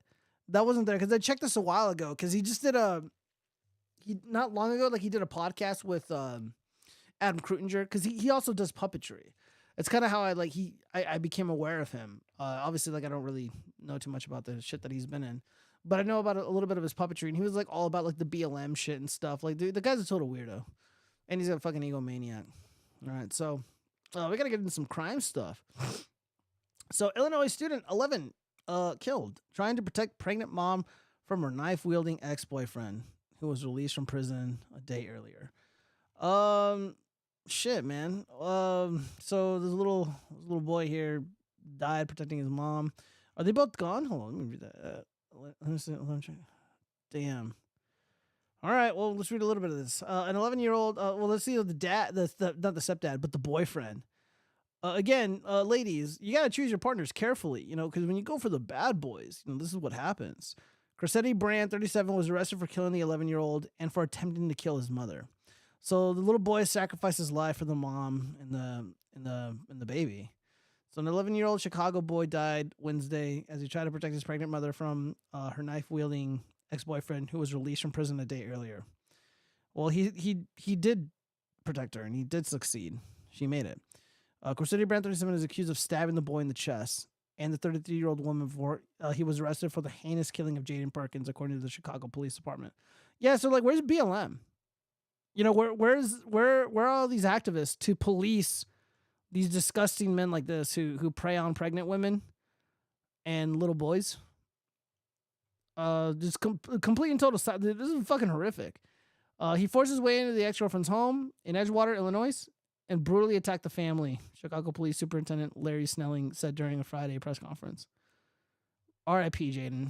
You died a man, even though you were a little boy. The 33-year-old mother of two was leaving with her children to take them to school at around 8 a.m. when Brand attacked. The 11-year-old boy stepped in to shield his mother, who was stabbed in the doorway of their home, from the deranged criminal. Snelling also noted that the woman's 5-year-old son was also present and witnessed the attack. The mother and son were rushed to the hospital after officers arrived on the scene to find them both stabbed multiple times.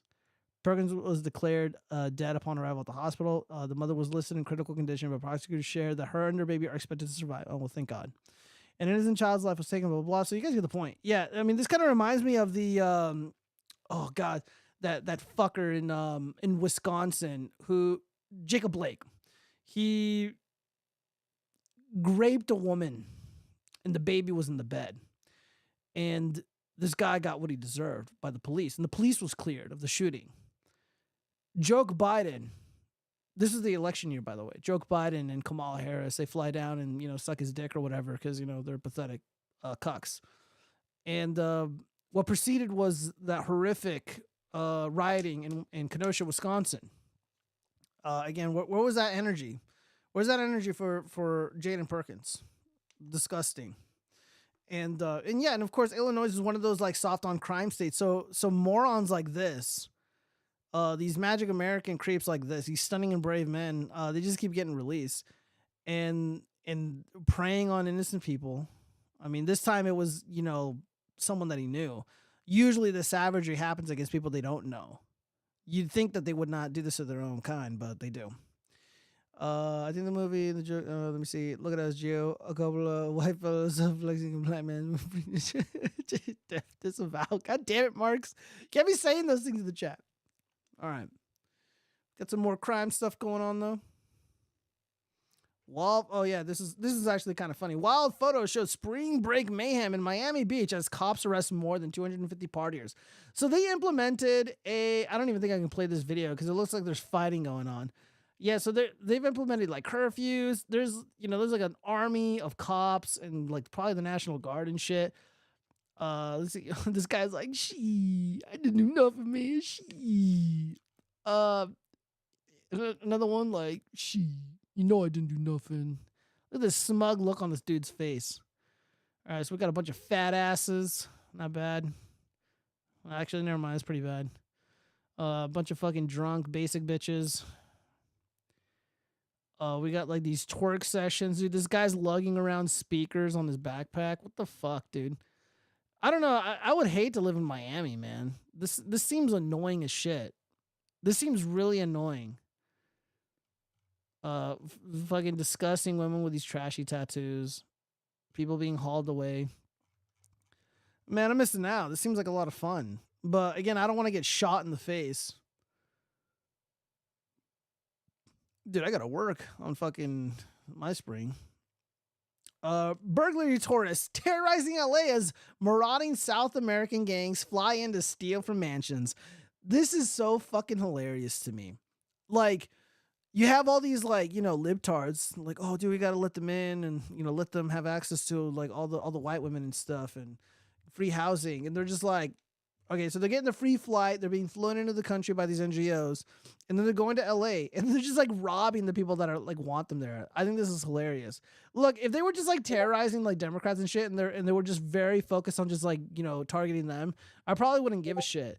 So yeah, this is hilarious to me. Oh, I'm not reading all that shit. All right, so wealthy Los Angeles residents are increasingly seeing their luxury goods stolen by bands of burglary tourists who are exploiting the U.S. visa system to enter the country and break into mansions before fleeing to their home countries with the loot.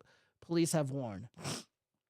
The burglars from Chile, Ecuador, Colombia, and Peru are allegedly responsible for 94 burglaries in just one section of the city in 2023 alone. Officials with the Los Angeles Police Department told the Los Angeles Times, dude, that's actually really fucking genius. It's like, okay, we're gonna fucking hit these properties, go boom, boom, boom, boom, boom, boom. We're gonna run off with all this fucking loot, all this fucking money, and we're gonna go straight to the airport right afterwards, and no one's gonna stop them. There's really no recourse. It's like, dude, they're already in another country where they don't like have like a functioning government or a judicial system, or at least not one that gives a shit enough to do anything about this. Again, celebrities aren't sympathetic. These libtards, Democrats, are not sympathetic figures. So this is just going to continue to happen. However, this is happening. And eventually, you know, it's going to be a little bit more challenging, a little bit more difficult in places like LA or New York City or whatever to do this and to get away with it. So they're probably going to start targeting like regular Americans, and they're just going to go, you know, fucking bananas, and then they're going to just flee back to their country. The gangs are also believed to have stolen from Long Island, New Jersey. Yeah, just like I said. And in 2022, the FBI considered them an enormous threat to the U.S. A supervisory special agent told the Washington Post. Yeah, but it's like, oh yeah, these people are a huge threat. By the way, let's open up the borders and let's go after people who are, you know, voting against us. Let's go spy on our political enemies that want to put an end to this. But they have only become more active over the past few years. Los Angeles police said as they announced a task force to crack down on these, I don't even know how to say this, Lanzas Internationales, international thieves, last week. The number of crimes tied to these kinds of crews are way, way up, despite overall burglaries being down. LAPD Deputy Chief Alan Hamilton told the LA Times. Oh, wow. Who would have thought?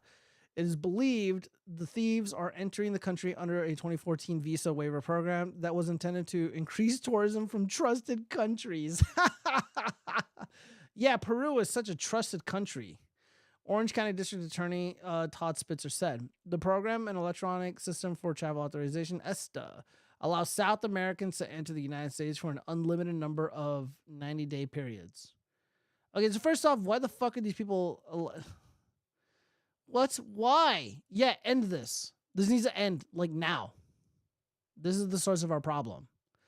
They target wealthy homes in cities with lax bail laws and return to their home countries while on bail, according to the Washington Post. I mean, how am I supposed to be mad at these people? I can't blame them.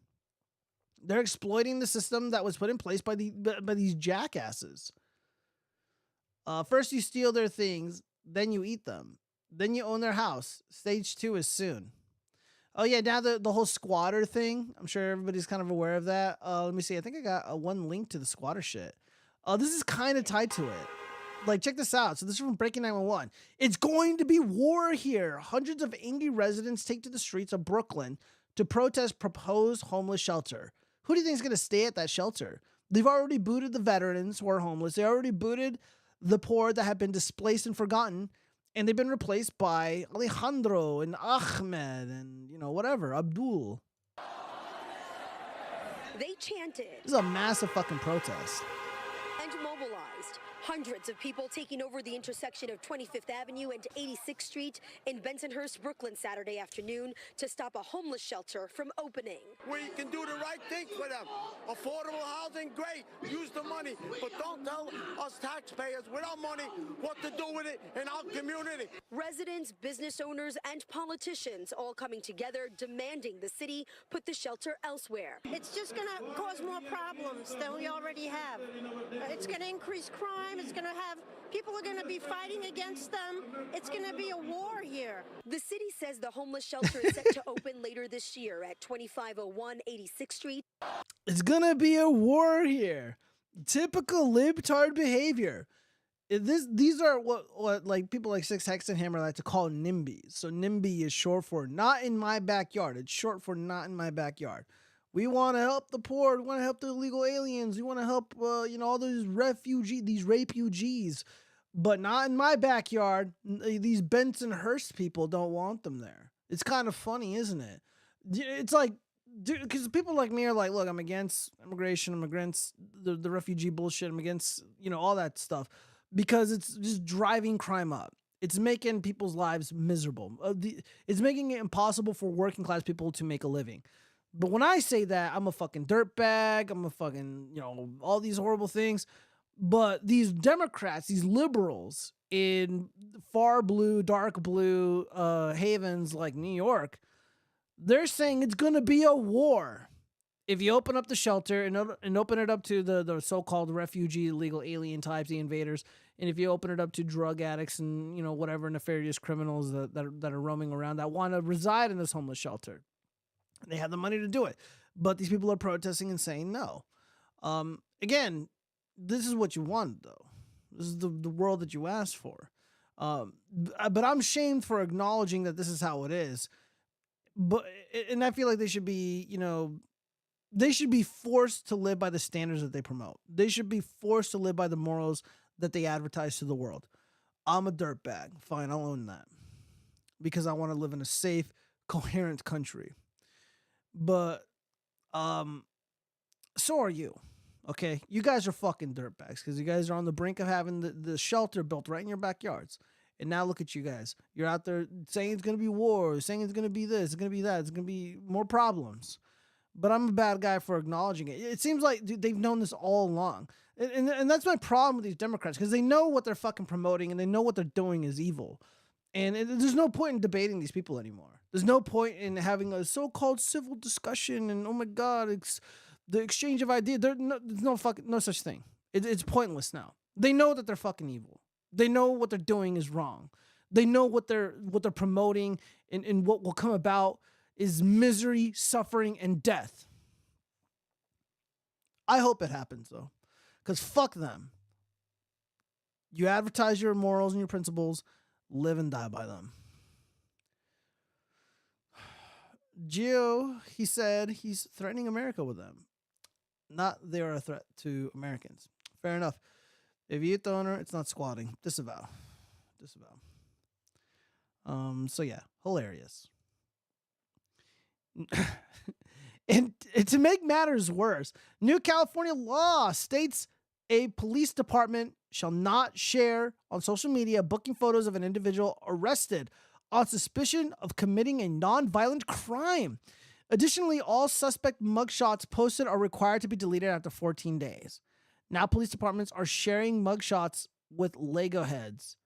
California cares more about criminals than it does its law-abiding citizens. You know what's funny? Okay, so you have these magic Americans. No, I lied. You have these non-citizens, these illegal aliens, these tourist visa guys flying into the country. They're going on stealing sprees. It's impossible to, you know, retrieve the stolen items from these rich douchebags. and we're not even allowed to know what they look like. We're not allowed to share their identity. We're not allowed to warn people that Jose and Alejandro were picked up for being associated and a part of the slew of gang-related robberies. You see why it's so impossible to have any sort of sympathy for the victims in places like California, New York, or New Jersey? This is why. Sorry, but I don't know what else to say. I'm fucking speechless. I'm totally speechless. Look at this. Look at these fucking Lego heads. It's like, yeah, what does a guy look like? Can you tell me what the criminal looks like who, molested you? And you just lift up a picture of a fucking Lego? It's like, yeah, this is him. Oh, man. This country is in big fucking trouble, man. Trump 2024. All right, fashion news. Joe Biden's new bow anchor shoes meant for maximum stability as president's falls spark concern. First off, we're not concerned because we knew long ago what the fuck was going on. All right, so these are his new hideous shoes. Dude, he looks like a little kid on his first day of school. It's like some prep school. Hey guys, it's me, Joe Biden. It's me, Joe Biden. Oh, it's my first day of school. He's like, I got a little blue suit, this is a little uniform, but he's got tarred shoes on. He looks fucking stupid. Dude, this guy fucking sucks, man. God damn. Oh, God, they're so fucking hideous. What are these? The Haka... Oh, God, of course it's a Haka shoe. The Haka transport shoes are designed for walking and hiking. Oh, man. 0 out of 10 fashion-wise. This... First off, you're wearing the ugliest shoes imaginable with a tailored suit. This is a high fashion crime, in my estimation. Straight to jail. If I was, working as like a businessman, I'm like a banker, I'm in a high rise, and we gotta wear professional attire. If one of my associates, one of my brokers came in with that suit, which is fine, in those fucking shoes, I'm like, dude, your ass has got to go home. You got to put on a pair of shoes. You don't own a pair of shoes. Get your ass in Nordstrom's or something and get yourself a pair of shoes that are appropriate for the office. Like, this is not going to fly. And you got to do it on your lunch break because I don't want to pay for it. Unacceptable. Unacceptable. Let's see if there's any interesting information here. Joe Biden's new footwear has fed rumors that the 81-year-old incumbent needs extra stability following a series of falls and stumbles. Yeah, there's quite a few of those. Biden has recently been photographed sporting a black pair of Haka transport sneakers with his formal suits rather than more traditional dress shoes. Let's see how much these are. So these shoes, they go for $150 to $200 per pair, and also advertises neutral stability for wearers who want a symmetrical bed of cushion. The sneakers also boast a seal of approval from the American Pediatric Association as being good for foot health, a benefit which could come in handy for Joe Biden after his recent physical revealed he suffers from stiffened gait. Okay. Eagle-eyed observers first know... Dude, you don't need eagle eyes to realize that the president is a jackass and an old, befuddled moron that requires supervision of the highest order. So obvious observers first noticed the new shoes in late February, about the same time the illegitimate president received his annual exam. Oh, they're just fucking hideous. These are hideous shoes, and you're wearing it with a suit. Just, no. All right. All shoes are bad, and pediatrics is a legitimate scam. Could be true. Oh, shit. Sorry, City of Affairs. What the fuck is this? Okay, well, I guess, I don't know what this link was supposed to be. All right, so we gotta get into the 304 shit. All right. Let me refresh this really quick. Hilarious prank on my boyfriend and expected him to take it like a joke, but it ruined my relationship. What do I do now? My boyfriend just recently moved into a small town in Texas with his family, while I was born here in Texas. We met in high school where we only used to meet in the halls of the school and at school gatherings, but we never really noticed each other. About a year after me and my boyfriend's friend group started to hang out more, that's when my feelings towards him grew. He eventually asked me out, and shortly after we started dating. He was the perfect boyfriend and he was always caring and loving. The only problem was that he used to have anger issues and would get jealous easily. It was a little hard at first because he used to get jealous when he saw me with a male friend, but as time went by he stopped being jealous like he used to. So now, me and my boyfriend are in the sitting room having a little quality time together and having some beers. I suddenly asked my boyfriend to tell me a secret about himself. My boyfriend wasn't an open person and he wasn't that open to me, but he's told me some stuff a few times before. He eventually said he would tell me a lot about himself if I told him a secret about me. I found it a little ridiculous that he wouldn't just tell me, but I did what he asked and told him. I thought it would be funny if I told him a lie that I hooked up with one of my friend's boyfriends back in high school because she hated me and she always used to say bad things about me. When I told my boyfriend this, he suddenly went quiet and asked me, "Did you?" I quickly denied it and told him it was a joke, that it never happened, and laughed, but he didn't think it was funny. He suddenly got up and started walking out. That's when I realized that I effed up and ran towards him to tell him it was only a joke. He started yelling at me and accused me of cheating on him, but I reminded him that it was only a joke. I didn't really hook up with anyone, but he didn't believe me and started breaking stuff in our apartment. He yelling and screaming at me. He even went as far as calling me a bitch for cheating on him and telling me to F off. He said that we are over and that he can't be with someone who hooks up with random guys. I felt heartbroken and tried to explain myself to him, but he wouldn't listen. He went to stay at a friend's house and didn't answer any of my calls or texts. I cried myself to sleep for 3 whole nights and he still wouldn't answer my calls. After a week, he called me and told me to meet him at a local restaurant. I asked him how he was doing. He didn't answer me and he wouldn't even look me in the eyes. He stayed silent for a few minutes before saying, "We are over and I don't want you to call or text me ever again." He said that he hates me, finds me disgusting, that I have no self-respect or self-control, and that I'm a terrible partner. Before I even got the chance to say anything, he got up and left there, and never contacted me again. A few weeks later, he posted a photo on his social media page kissing another girl and holding her tits with the caption saying, "I should have left that tramp a long time ago," and he even tagged me in the post. Am I the a-hole? Yeah, but okay, so first off, from the female's perspective, there are things that you can joke about and not joke about. You can't just fucking make that joke. Like, dude, just relationships are just so frail and like fragile these days, and you know, like it's not like back when I was young. You know, there was a reasonable expectation when I was chronically dating, when I was a teenager and when I was in college, that we were only seeing one person at a time. We were only dating one person at a time. We were only sleeping with one person. Well, yeah, the expectation was we're not fucking having a what do they call it? A rotation of dudes is what they called it, or girls, stable, whatever the fuck. And so you can't make those jokes in 2024 because now there's a reasonable expectation that, like, you know, again, it's getting warmer. I'm firing up the fucking dating apps after the bullshit that happened last month. And, you know, I kind of, you know, took a break, but now coming out of hibernation, and I'm expecting that, I mean, I hope not, and I'll find out, you know, depends. The expectation is that the person that you're speaking with is dating or talking to multiple people at once. In 2024, this is just not acceptable. You can't make those jokes. Back in the day, insert boomer meme. Damn it, Sam Dog. Salute, dog. About to knock out. Just wanted to show some love. Yo, what's up, Sam Dog? I'm glad you came out here.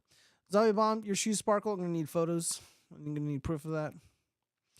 The dude, though, again, you got too mad. You need to chill the fuck out, bro. What you should have done was just leave. Just leave and don't say anything if you don't trust her. If you don't trust her, the trust is gone. That's fine. Like, I respect that. You stood up for yourself and you walked out.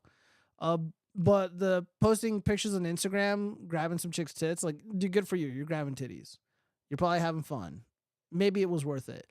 But the caption, calling someone else like a tramp and shit, like, it's not the move. And it's not because, like, I'm a simp, but because 304 stick together.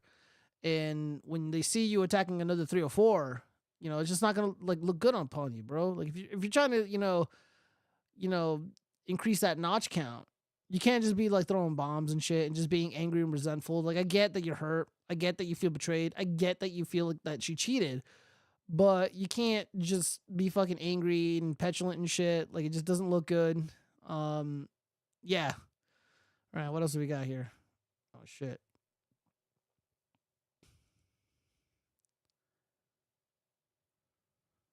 Husband broke into my house and stole my leg. All right, my ex-wife's new husband broke into my house and stole my Legos. So I sued him. My ex and I divorced 3 years ago. She was cheating, but at this point I don't care about the relationship anymore. The pending lawsuit has nothing to do with her or him, but rather their actions. My ex and I have a son 13 meters that we split time with 50-50. He's a great kid whose interests have changed a lot, as I imagine more kids/teenagers tend to do through the years. One thing my son was heavily into at some point was Legos. He used to play with them all the time, and personally I think they're a great toy for different reasons. I used to love playing them with him, and to this day I still collect boxes that I leave unopened as a collection. Well, when my ex and I divorced, she got with someone who loved Legos more, I guess. From what I know, he loves making creations and building the sets in. I don't care. Seems cool. He does one thing I think is very, very weird. He uses crazy glue so the sets can't break or pieces can't be lost. It seems so weird to me. The issue is, I was out of town for all of 3 days last week for medical reasons, and my son wanted to get his PS4 so he could play it with his mom's. This isn't out of the ordinary at all, and he has a key, so he let me know he would be stopping over for it. I told him to have fun when I saw him on the entry camera. My wife's husband was with him, which was a no-no. I told him via speaker to not go in and to wait on the porch. He flinched but walked in anyway. I sent my ex a text telling her to call him and tell him he's 1 minute away from a cop call. He left my home with a bag in hand, which I didn't think much of because my... Yeah, dude. I would have called the cops as soon as the guy went in there. Just be like, dude, you're gonna go to fucking jail for trespassing if you go in the house. I don't want to. I get that. I don't want no fucking man I don't know in my house. And obviously he feels the same way. My son had his games too. Well, my son texted me later that evening and said he didn't know it at the time, but he's pretty sure he took some of my sets. These are all old sets and 2 are worth big money. When I got home, I confirmed the missing sets and called my ex. She had no idea, but he admitted he took them. But it was so son could have the sets to complete his collection. My son doesn't even like Legos anymore and told his mom he wouldn't steal from me. My wife asked how much it would cost to replace them, and unfortunately it's more than their savings. Actually, it would take their house down payment plus more. I told them if they didn't pay in 2 weeks I was suing and pressing charges. Bro, just call the fucking cops. Quit fucking talking with people. Like, you're being a pussy about this. Like, okay, you obviously know who took it. So just, I get that it's easier to just be like, hey, you took my shit. Bring it back immediately. Like, you're retarded. Like, holy fuck, what the fuck's your problem? And if they say no, call the fucking police. Here's the evidence. Take them to court. And then you sue them. The price in the sets makes it a felony. My ex and her husband are saving for a house which would give my son more space when he's there, but those sets were going to help pay for his education someday or a home of his own. I filed the police report and have talked to a lawyer, and we're moving forward with the suit. Everyone is calling me a joke because they are just toys, but I don't get it. They are worth real money. I'm not a rich guy. I needed those to help with my son's future. But again, taking this money does deny my son things at his mom's house. My ex-wife's new... Dude, okay, so... Hands up. Dude. I don't even know... I mean, I feel like my initial instinct is just like to get really violent. But on the other hand, like, I'm having a really difficult time being sympathetic towards the OP here. Because you're committing a grave sin. The sin of consuming. You got all these fucking toys in your house. It's kind of cringe. So I have very little sympathy here. So we're at a point where I guess money is like a challenge for both families involved. But you got money for these fucking toys. And you think they're worth something. They're not. It's just cheap plastic from China. They're not worth anything. It's overpriced. Whoever told you they're expensive lied to you. They're rich. The people who you bought it from, they're rich. They got something out of it. Their kids are going to college. Yours, not so much. Because you're surrounded by fucking thieves and shit. You know, this is one of those moments where it's like the things that you own end up owning you. I mean, look at the peril that these people are in over these fucking cheap Chinese junky toys. That man, if convicted, is probably going to go to prison for stealing the fucking toys. I don't even give a shit if he like brings him back. He needs to go to jail. And then there goes their house because they're going to spend all their money on a defense. And then, of course, you know, your precious Legos, you'll probably want to replace them because you think they're worth something when they're not. Yeah, everybody involved is retarded, except the kid. well, what else do we got here?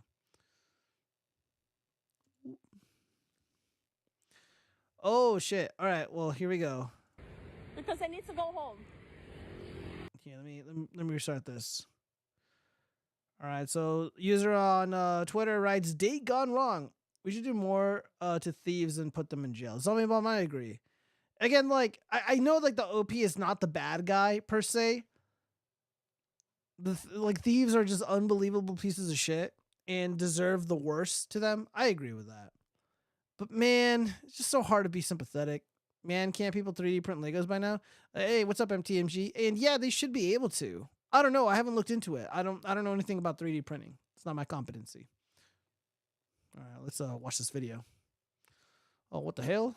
Hold on, let me refresh it. Sorry, what did you just say to me? Why you order a taxi? Because I need to go home. Why you want to go home? I think you come home with me. Well, because I'm done here and I'm not gonna go home with you. What you mean I'm going home with you? I mean, I pay for the dinner. Normally you come home with me. So you mean if you pay for the dinner, then I should go home and sleep with you? How much you pay for the dinner? It's not about the dinner, but I pay like 2.6 million. Oh, so you think that I'm just worth 2.6 million? I don't say that, but you know, just come home with me. No. Okay, how about if I give you 2.6 million back? And then I can go, right? I don't need it. So what you want from me now? Just come home with me now. No way, I'm going home now. I don't like you. Oh, you're not coming home with me right now? No. Ah, okay then. Next time, don't waste my time. Wow. How much would one Lego cost? Bro, I have no idea. There's a really popular Lego store at the Fashion Show Mall out here in Las Vegas. I guess I can call them and find out. But, I mean, dude, I grew up playing with Legos. Like, I love Legos, and I get that they're expensive and stuff. And they are a fun toy. But, I don't know. I don't know about this resale value shit. Well, I don't know. Actually, I remember, like, when I was, like, struggling and shit. Like, I was, like, 18 or 19 years old. Like, after I graduated high school, like, money was really tight. And again, I wasn't making any money at all. I made minimum wage. And I had 2 jobs. One of them paid like $10 an hour. The other one paid like $7 an hour. And I was selling all my toys. And I had like Legos. And I sold like these giant bags. And I got like $200 for each of them. Which is a lot of money for a guy like me. Like a total scrub like me. And I had like a fake ID. So I just went out and like bought drinks. And went out with women and stuff. So whatever. But now I'm curious. Make that call. Well, they're closed right now, but I guess we'll talk about it later. Maybe I'll confess about it on my consumed sins next week. But yeah, this video here, I got some thoughts, and I am 100% on the girl's side here. First off, what the guy did wrong to not secure getting laid or secure a second date, he sounded thirsty as fuck. Homeboy was thirsty. Girls don't like that. When you got that, when you're thirsting, it's like, you know, pussy repellent, you know, just, they don't want to deal with that. You're just too desperate, thirsty, whatever. So that's his problem. And 2, this is a first date. I'm old fashioned and I have my expectations. I got my own ideas about romance and dating and courting women and shit. I have zero expectation of getting laid on a first date. If I'm serious about, well, it depends on the conversation too, but like, let's say like I see a girl that is appealing to me, that is attracted to me on the internet, like on Tinder or something. And if I offer, it's like, hey, like, you seem really interesting. Let's go out, you know, the end of the week, whatever. And she says yes. And I'm like, okay, so I'm the dude. So I'm taking the initiative. I'm like, let's just go here. Let's check out this spot. We'll have wine or whatever. She says yes. Okay, great. Because I invited her out, I feel inclined. Well, depending on the girl. If I want to be serious, I will feel inclined to pay for everything, and I will have zero expectations. My hope is the dinner goes well, and that she wants to do it again soon, and it's got to be soon because I don't want to waste my time. Or if she really, really digs me, she takes me home, which is a plus. But I have zero expectation that she's gonna want to take me home, or that, and I would never push that sort of thing, and I never have. I've never done that before, and I never had to either. Yeah, this behavior is insanely pathetic. I mean, this is some red pill fucking manosphere garbage where it's like, oh, you're the fucking man if you fucking pay for everything that she's got to, put out. And I just don't believe that to be the case. I don't believe that's one, I don't think it's a winning strategy. I mean, like, dude, what I just watched a video from Louis Rossmann who talked about this, and I totally agree with him. Old-fashioned is a flag for a free meal. Simp-like behaviors. Well, no, not always. Not always. If I don't like the way the date is going, and if I know that I'm wasting my time, I'm going to have her fucking pay for it. Or I'm going to say we're going to split this shit. But if it's someone that like I really, really like, and I feel like it's going well, I might just be willing to pay for it. But if it's a total waste of time, just be honest. Chicks don't like the honesty. Honesty is a really great way to fucking push somebody away. And I'm just like, yeah, we're going to split this bill. I just feel I'll just lie. Yeah, I'm kind of like a new age feminist. We're gonna split this, because of patriarchy or something. Old fashioned is cooking it herself at home. Well, dude, people gotta date eventually, dude. Come on, Zombie Bone, you're being ridiculous. So yeah, let me read some of the comments here. Let me see if anyone's gonna be sympathetic. Who pays $2.6 million for dinner? What kind of dinner even cost? Okay, that's not 2.6. It's a country thing. No. Okay, so we got a lot of unrelated videos. She was terrified that she needed to record the conversation. Yeah. So more than likely, the guy was probably he came on way stronger. And that's why she starts recording, and then she's like, can you repeat that again? And then she catches it on film for us. So good for her. Wild for him to assume if he pays, she's got to get home. I know. Oh man, what the fuck is up with all these unrelated videos? Okay, whatever. This is it's not a tenable solution anymore. Let's see. You never had a date cook for you for real? No, I have, but usually, okay, like I don't want to really give away the secret sauce, but if I'm talking with somebody like on, Tinder or something, and I go over to her place, yeah, we're not eating. We're doing other things. Can't even imagine that as a date. I mean, I can, but something is wrong with the world. No one needs a date. It's current year. I know, right? I mean, you're probably right, Friedrich Marx. No one needs a date. Just have a conversation. Just be robotic. Talk about your fucking, your horoscope or whatever. All right. Teacher who resigned after her OnlyFans page was discovered says new employer fired her for violating the social media policy.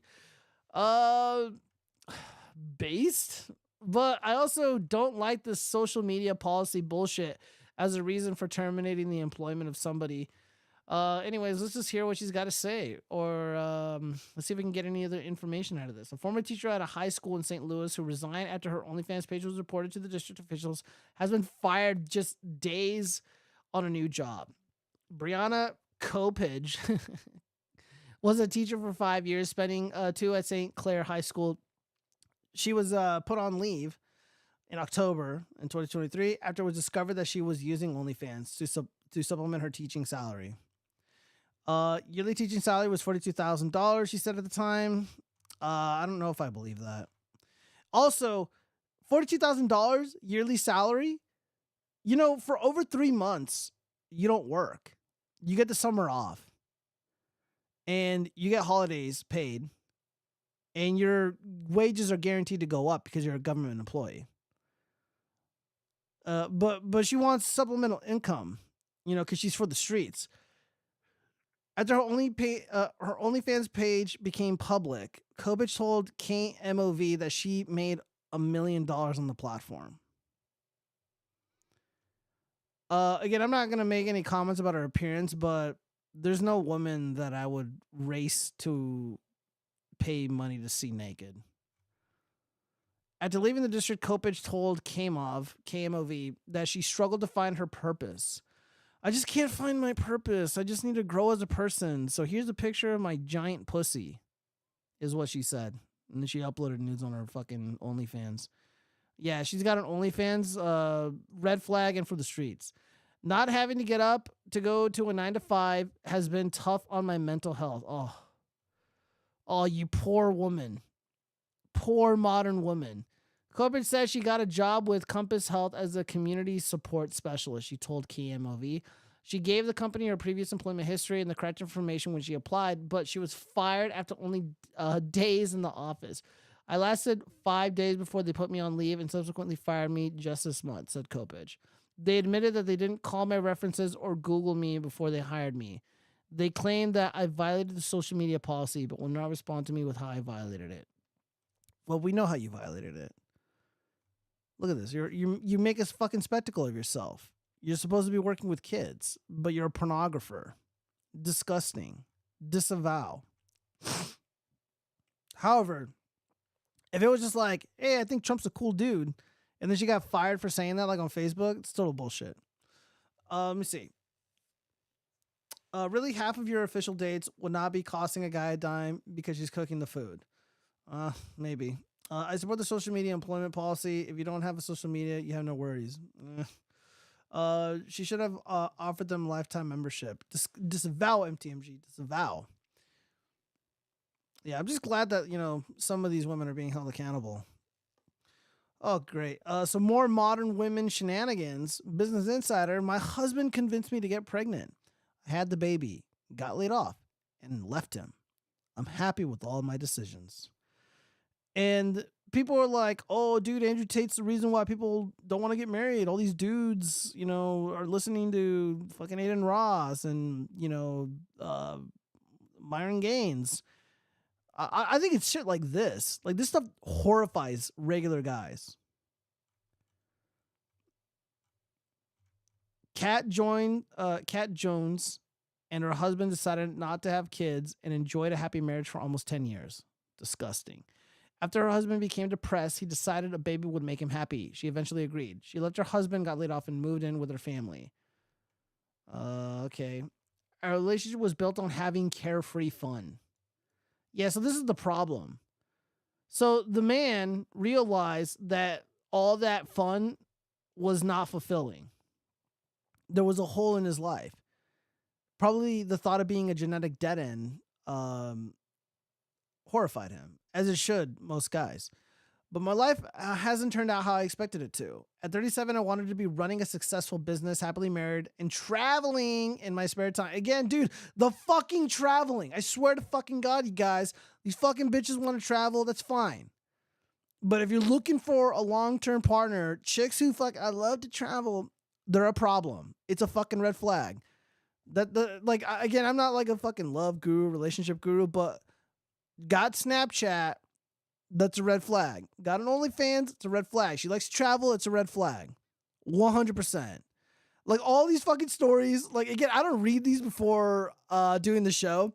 So I promise you guys, I'm just reading them. But, like, instinctually, I'm like, yeah, dude, some fucking chick wants to, like, travel all the time, dude, for the streets. I mean, like, I like to think back, like, when I was a lot younger. I mean, I talked about this before, but, like, I didn't, like, talk with or wasted time talking to chicks who were, like, in a relationship. Like, I didn't want to be their friends. I didn't want to talk to them. I didn't want to see them. I wanted really nothing to do with them. And again, it's not like I hate them or think they're bad or anything like that, because I don't.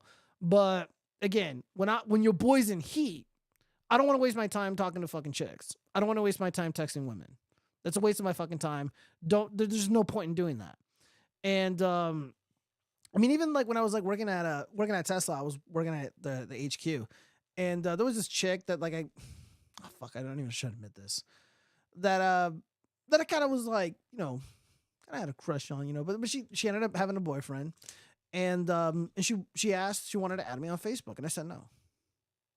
I don't want to be friends with you. She looked really disappointed. Dude, again, it's a waste of my fucking time. A waste of my time. And I had those instincts before Andrew Tate was a thing. I had these instincts before like red pillism was a thing. And I still have those beliefs. There's no point in talking to a woman who's in a relationship. There's no reason to be a friend with them. I mean, I know chicks who are, married and stuff, but like I don't go out of my way to like talk with them, like, hey, what are you doing? Tell me about your feelings today. Like, that's weird. So yeah. Carefree relationship. Wow, sounds fucking miserable.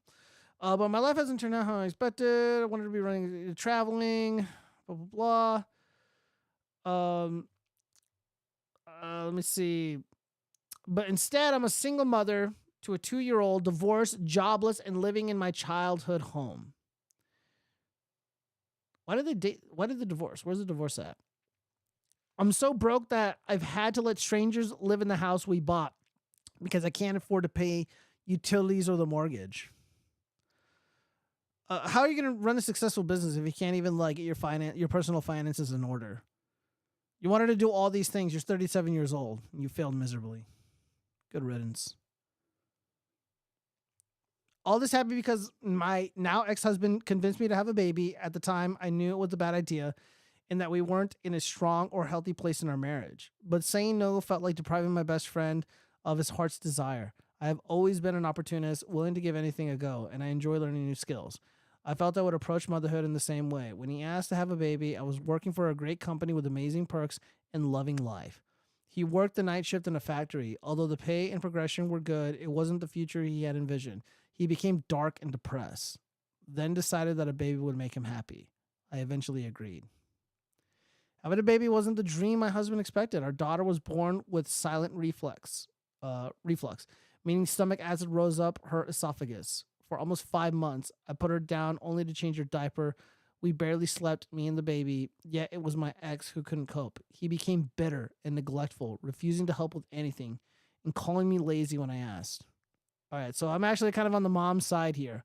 I mean, she still has red flags, but the fucking man here, dude, you fucked up, bro.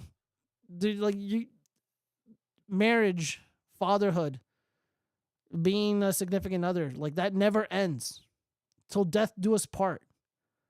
You will never not be a father so long as that baby is alive and around. So long as the child is around. You will never not be a husband. You got to not be a baby back bitch. And I know what that depression and bitterness and anger looks like because of your shitty job. I worked that shitty job. I've worked plenty of them growing up. I grew up pretty fucking rough. And fortunately, I didn't have like kids and stuff to worry about, but I fucking left. Now, your factory work, again, I don't know where this guy works, but like, dude, you got to move. You got to move jobs. You got to move to a job that will pay more or pay exactly the same. You can't do this to yourself. You can't do this to the wife, and you can't do this to the kid. The dad's a loser, if she's telling the truth. Let's see. Tate is a feminist simp. Probably. I mean, there's worse things to call him. I just don't want to get banned on YouTube or anywhere else or canceled for my opinions. Excuse me. For my opinions about Andrew Tate. She should have offered. No, let's see. Goy DNA. Stop feeding the baby Gerber formula and breastfeed her. Yeah, who knows? Both people are trash. If he wanted a kid, he would have custody. Yeah, probably. Well, he's not coping, dude. The guy's a bitch. He's probably a Redditor. I knew the most important thing was our child's safety and happiness. And if she couldn't have that with 2 parents, I would make it work with 1. I asked him to leave, and eventually, when our baby was 8 months old, he did, moving back to the U.S. I bought out his share of the house. Luckily, I was able to work from home with my baby. Despite working hard and being promoted, I was caught up in a mass layoff a few months later. Last in, first out, they said. In just over a year, I had to become a mom, left my husband, and lost my dream job. My income went from 82,000 New Zealand dollars, or about $50,000, to a government benefit that just pays my mortgage. I let strangers and immigrant family live in my house and pay my utilities while I share a bedroom with my daughter in my childhood home. Instead of putting her in care and finding a new job, I made use of the government benefit, reduced my bills, and embraced the multi-generational family home. Ugh. Why does it have to be an immigrant family? Kind of cringe. I cannot be happier. Becoming a mother changed my priorities. Well, that's good. See, there's hope. So she's like, I no longer want to travel because I realize it's like a vapid, cunty thing to do. Becoming a mother changed my priorities, and being her only caregiver strengthened my resolve to raise her well. I feel strongly that having a stable, loving, and attentive caregiver is important for babies. Far more important than money. So far, it's proving true. Yeah, dude, the dad's a coward. I'm sorry, guys, but like, I can't take the male side on this story. I can't take the male side. Can't just back out of retarded decisions like not having kids while you're young. You will end up with a weird thing born from rotten eggs. I know. You're probably right. Oh God. Yeah, it's a pretty upsetting story. Oh boy. All right. So what do we got here? Judge invokes mom's heinous crime while sentencing her for starving baby to death while she vacationed for 10 days. So we got a fat Latinx woman who neglected her child. She's 32 years old, but she looks much older. The Ohio mom who left her 16-month-old daughter to starve to death in a soiled playpen while she went on a 10-day vacation has been sentenced to life in prison without the possibility of parole. So again, this is just a happy story. And I mean, it sucks what happened to the babby, but I mean, what we got here is a woman being held accountable, a modern woman being held accountable for once. This is a very rare thing, kind of like Bigfoot sightings, but I mean, here it is. This woman hit the wall, and she loves to travel, and unfortunately, the traveling led to the passing of a little babby. Sentenced to life in prison without the possibility of parole. Yeah, dude, stupid modern women need to be in prison. I'm all for this. What the fuck, Zombie Bomb? You take that back right now. There's going to be problems. Let's see. Her name is Crystal Candelero, 32, committed the ultimate betrayal by abandoning daughter Jalen without food or water last summer so she could jet off to Detroit and Puerto Rico, a judge told her Monday. So she was getting passed around a lot. Just as you didn't let Jalen out of her confinement, so too you should spend the rest of your life in a cell without freedom. County Common Police Court Judge Brennan Sheehan told the mom, fucking based. The only difference will be the prison will at least feed you and give you liquid that you denied her. Damn, man, went scorched earth on this pig. When given a chance to speak, Candelero, who claimed to have struggled with depression and other mental health issues, said she has prayed daily for forgiveness. I don't think it's our duty to forgive, though. The only thing that we should be worried about is holding modern women accountable for their actions. That's too much money. Just put her in a hole. I know, right? Yeah, so she loves to travel. Here she is traveling. Candelero, 32, committed the ultimate betrayal by abandoning her daughter without food or water last summer while traveling to Detroit and Puerto Rico. Dude, there's dudes out there that were just like, beg for this pussy. This mediocre woman. She'd never have a chance with me, that's for sure. But yeah, I mean, dude, modern women are like this. They'll do the most heinous shit imaginable. Abandon their kids, abandon their pets, abandon their husbands. They don't give a shit about the fallout. Just so they can go ahead and travel, have fun, and post this fucking garbage on Instagram. Do this basic bitch shit, like walking on the beach. Who took this photo? Look at that. You see the shadow in the bottom right-hand corner? Yeah, dude, dating a modern woman is just, no, I can't. I fucking can't. I can't do it. I mean, dude, now I sound like a fucking red pillar. Now I sound like a fucking manosphere guy. Candelero pleaded guilty last month to aggravated murder and child endangerment as part of the plea deal, dropping 2 additional murder counts and a felonious assault charge in a case that, I don't even know how to say that, Cuyahoga County prosecutor Michael O'Malley described as truly unimaginable. Oh, I can imagine it. My heart is ripped apart in 1,000 pieces, the woman's mother said. I'm here to tell the world that my daughter came from a home where there were values, beliefs, emotions, warmth, where the most important thing was family.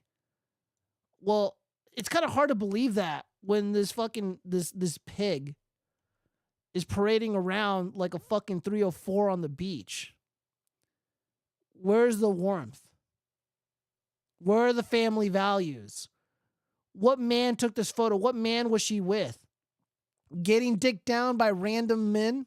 Gross, disgusting urban men in Detroit and Puerto Rico was more important than her baby's life. More important than her responsibilities at home. What values? They're not family values. There's no family here. It's just her and random urban man who's dicking this fat pig down. I have no fucking sympathy for these women. You know, like I try to be fucking nice and not really like engage in like, you know, the dog piling that we see so much of, you know, from all the manosphere stuff. But man, is it fucking hard. Dude, guys, when you choose your partner, man, you got to be so fucking careful. The last thing you want is to be at work and then you come home and baby's gone, passed away because your fucking modern girlfriend, your modern wife, this modern woman ended up abandoning the kids so she can go out and have mimosas with her fucking other obnoxious and fat friends. Unbelievable. I didn't read this quickly enough. Or I read this really quickly. I didn't know she got life. That's great. Sentenced to life without the possibility of parole. And the judge went fucking hard. Yeah, dude, modern women, not even fucking once. Not even once. Let me see, I think we got a picture of the little babby right here. Little Jalen never stood a chance. I mean, dude, like, you can drop the kid off at a gas station that has a little, like, this is a safe place sign. Just be like, yeah, I'm going to go to Puerto Rico to get dicked down by, like, 10 dudes. Here's the baby. And just fucking leave. I mean, that would be a million times more humane than what this fucking pig did. All right, we got to move on. All right, we got fucking hoax hate, you guys. We got to change the tune. Enough of these fat pigs. All right. Yeah. All right. So, this went viral. All right. We got FBA goddess Andrea. We was gods and shit. Being called the N-word because I chose to get my money back is insane. I had the nerve to call the police. Wait, hold on. I'm reading this exactly as this person wrote it. All right. Being called the N-word because I chose to get my money back is insane. Had the nerve to call the police, say I hit her when I got my receipt. She tried it at Little Caesars. Is this how you treat your customers? Insult to injury. I wasn't giving my money back, and I was trespassed for asking for my money. So she's posting. All right. So she claims that she was being called an N-word. She doesn't specifically state who did this, but she's posting an image of a more mature, older white male. And it looks like he's telling her to get the fuck out, which is probably the right thing to do. So first off, I know just by analyzing this photo that this was taken from a video. This is a screenshot from a video. So she recorded this interaction. I would like to see the N-word being used. Okay, I would like to see evidence of so-called racism. And again, this story doesn't really check out. So the nerve to call the police and say I hit her when I got my receipt. You probably did. Okay, so first off, any bitch who calls herself a goddess is probably a troublemaker. I'm just keeping it real. And also, Little Caesars is an institution. Nothing but professionalism and delicious food at an affordable price from Little Caesars. They would never do something like this. So I'm leaning towards it being a hoax. Now, another thing that I'd like to know is, like, you know, I'm an older guy, you know, I'm a fucking 30-year-old, and I've been to plenty of fast food places, and I got a Little Caesars, you know, like 10 minutes away from me. And I love picking up an Italian cheesy breadstick, and I've been met with nothing but kindness and respect. That's all I've ever, encountered here at Little Caesars. And, you know, I think back at all the times where, like, an order was wrong. Like, there's nothing that can happen at a fast food joint that cannot be corrected. You know, I was, you know, sometimes, you know, like, my stomach is sensitive, so, like, I can't have, like, cheese on a hamburger or something. So I'm like, hey, man, no cheese. Hold the cheese. No cheese. And then I fucking check it before I go, and I'm like, hey, you know, I asked for no cheese. Can that be fixed? Oh, we're so sorry. And that's the end of it. Like, you can just ask them nicely. You know, if they got something wrong, just be nice. You know, like, I just don't understand these fucking freak out videos at Little Caesars or at McDonald's or whatever. Like, why are people fighting at these places? There's nothing that happens here that cannot be rectified with a, hey, can this be corrected, please?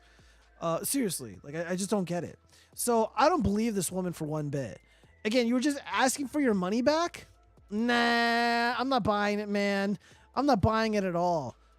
You got tilted. I'm trying to think. Hold on. How would this play out in my mind? All right.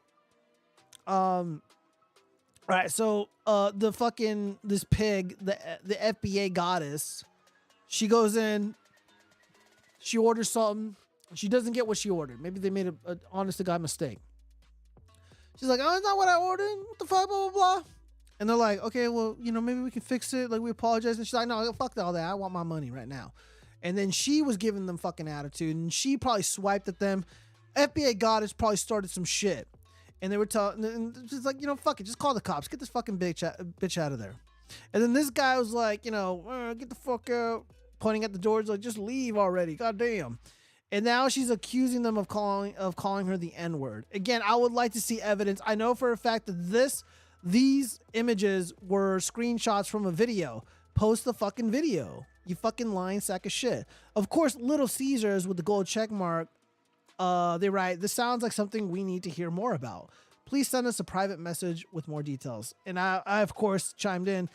Don't believe her, Little Caesars can do no wrong. She's filming your workers without their consent. This doesn't add up. And then, of course, all the Magic Americans, they've been dogpiling, the Little Caesars employees and shit. And there's even kind of like a little war zone in my in these responses here. So black NFTs, I don't see a video. Where's the video? Filming versus taking a picture? What's the difference? If you can't even be honest about what you're witnessing, right? Who are you to tell them not to believe what she's saying? Were you there? I don't need to be there. These images are from a video. I'm a watchfrog agent and can tell based on pixel shift. She recorded this encounter with a mobile device. She should post a video, but won't because there was no racism. Emmett Till got killed over somebody's lie. I believe her. Oh my fucking God, man. Invoking Emmett Till in a dispute at Little Caesars? Really? Who's telling lies, bro? The girl? She's making claims without zero evidence. I just want the proof. You act as if this could never happen. Not even film a few pics after she caused hell. If it were true, the video would be all over social media. There's no explanation of there's no expectation of privacy in public, and all Little Caesars are public property. No, they're not fucking public property, you jackass. They are private. They're private entities, and people are entitled to privacy in their workplace, which is why it's forbidden to film inside of like a Walmart or a Little Caesars. If you film inside those stores without their consent, they're gonna fucking kick you out, and rightfully so. Like I go to Town Square a lot to drink with the fellas, to go on dates and stuff. And one day, like I had like this like little camera rig, and I was filming, and security rolled up on me like, "Dude, you can't do that without a permit. You got to call these people." And I'm like, "Oh fuck, whatever." Whatever, man. Like I was like, dude, I work here. I come here all the time, whatever.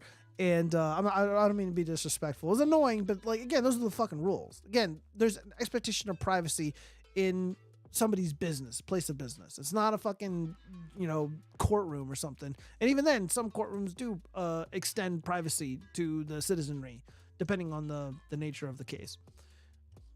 They call me the N-word every time I go to Little Caesars. King Keck. Oh my goodness. Food desert that hoe. Disavow. MTMG. Hoe Cake writes, they call their own kids the N-word, and I think we need to come up with a way more insulting terminology. I disavow you guys. This case is not even 3% similar to the Emmett. Yeah, I know, right? Yeah, nobody was hurt. Also, fuck Emmett Till. He brought it upon himself, and not only that, they want to make it a race thing. Dude, there was some Magic Americans that were involved in the murder of Emmett Till, in the death of Emmett Till. Emmett Till's father. People who don't know this, Emmett Till's father was executed in Italy because he raped Italian women, and I think he murdered one of them. And he was a U.S. soldier, and they executed him. That was Emmett Till's father. What they say, the fruit doesn't fall from the tree. I'm just saying, I don't think Emmett Till is as sympathetic as people make him out to be. But, and again, the case was horrific, but, Emmett Till was no angel. The kid was a sex pest, and there was an expectation that, some bad stuff was going to happen. I don't usually call them Americans anymore. Disavows on me, bomb. Yeah, and then of course people saying that they're methed out or whatever. Again, strictly dogging. Oh my god, I can't even say this fucking name. Jesus Christ. I apologize for having that on the screen. And of course I'm being asked, what's y'all's fascination with the frogs? The frog is a symbol of hope. It's a truth teller. It offers a warning of danger. The frog is literally the symbol of the resistance, hence my group, the watchfrogs. Clever play on words, watchdogs. Hope this helps. And then I'm being accused of racism. The fuck? So frogs turn you on? You're a sick white man. What the fuck? I didn't even read these before. Whatever. Yeah, I'm voting this a hoax. Let me see what else she's posting. Oh god, of course, reparations talk is getting really heavy in Raleigh, North Carolina. We will not back down and we will not go away. Last night I saw a disturbing post that went viral on Twitter. A 22-year-old woman, Stevie Cyanide, was playing League of Legends, and Freddie decided to inbox her on Facebook and asked her if her parents allowed her to play the game online. She told him, her parents allowed her to play the game online. She told him he was coming off like a predator. Freddie admitted that he was a predator and asked her if she was 16. The post went viral, and some people thought Stevie was lying. She didn't lie. This 30-year-old man trolls children. This time he got an adult. I was able to find his real Facebook page. I was able to also find his information. I spoke to the sergeant with the Virginia State Police. An investigation is underway. Parents, make sure you are aware of the game. Okay, whatever. All right, so she's a hall monitor. So she is. All right. We got another hoax hate, though. This is actually kind of funny. This is from an episode of American Homecoming. There's a blank threat at an HBCU, and a Transformer student begs them not to call the police and not to have police on campus because the police was racist and shit and can be a threat to Magic Americans. Okay. I'll demand that Dr. Patterson make our safety her priority. First order of business, adding police officers to campus. I don't know about that. Bringing cops to a school full of black students Dude, it looks like Prince. doesn't seem like the move. People who make bomb threats against HBCUs are violent individuals who need to be met with strength and force. But sometimes the people that are supposed to have our backs. You know what's funny about this whole scenario here? It's total bullshit. There were multiple instances where these so-called threats, these B threats, well, I'll call them just B threats, were issued against HBCUs, which are historically black college universities. And they were fake. They were perpetrated by Magic Americans themselves, not evil, spooky white supremacists. So this sketch here, or this clip here from the show, is, insinuating that this really happened, or this really does happen, and it doesn't happen at all. This is fake. Just letting everybody know. And of course we got Magic American Transformer, who's got this hideous mustache and a long wig. They are standing up to straight Magic American male. Nate, I love you, but you're wrong about this. So why don't you No. For the record, Nate knows exactly what she's talking about. She stood up to more cops on this campus that tried to shut down our right to protest than anyone else in this building. That's funny. So the former president's daughter who lives in the big house knows about struggle. Okay, well, at least I'm not an insecure man who feels the need to silence other people to make himself feel better. No, I'm the guy trying to get things done for this student body. Well, then maybe you should do less talking and more listening, because it's clear you're only about yourself. I would argue that's your issue. Nate, Oh god, dude. Are they like this in real life? Because that's just so I can't do it, man. Scott Adams. That's all I have to say. All right. Let's see. Magic monkeys? Since you always found that. Okay, so first off, disavow the monkeys comment. Disavow this hate in your heart. I don't think you should call them Magic Americans. Dude, I don't know what else to call them. Because if I use other words, I'm going to get fucking banned. The Magic American thing was like kind of silly and funny, but now it's a fucking movie. I don't know. I memed it into existence, it seems. I don't know what else to say. I'm trying to avoid getting banned. Please don't make me explain why I say magical American. Give the reparations, the bad ones will OD. Disavow. YouTube will not let me describe the standards punishment for being uppity. The one with angry cats. Yeah. Oh boy. All right, well. All right, we got some cringe before we get into our before we have to confess our sins. Oh boy. All right, guys.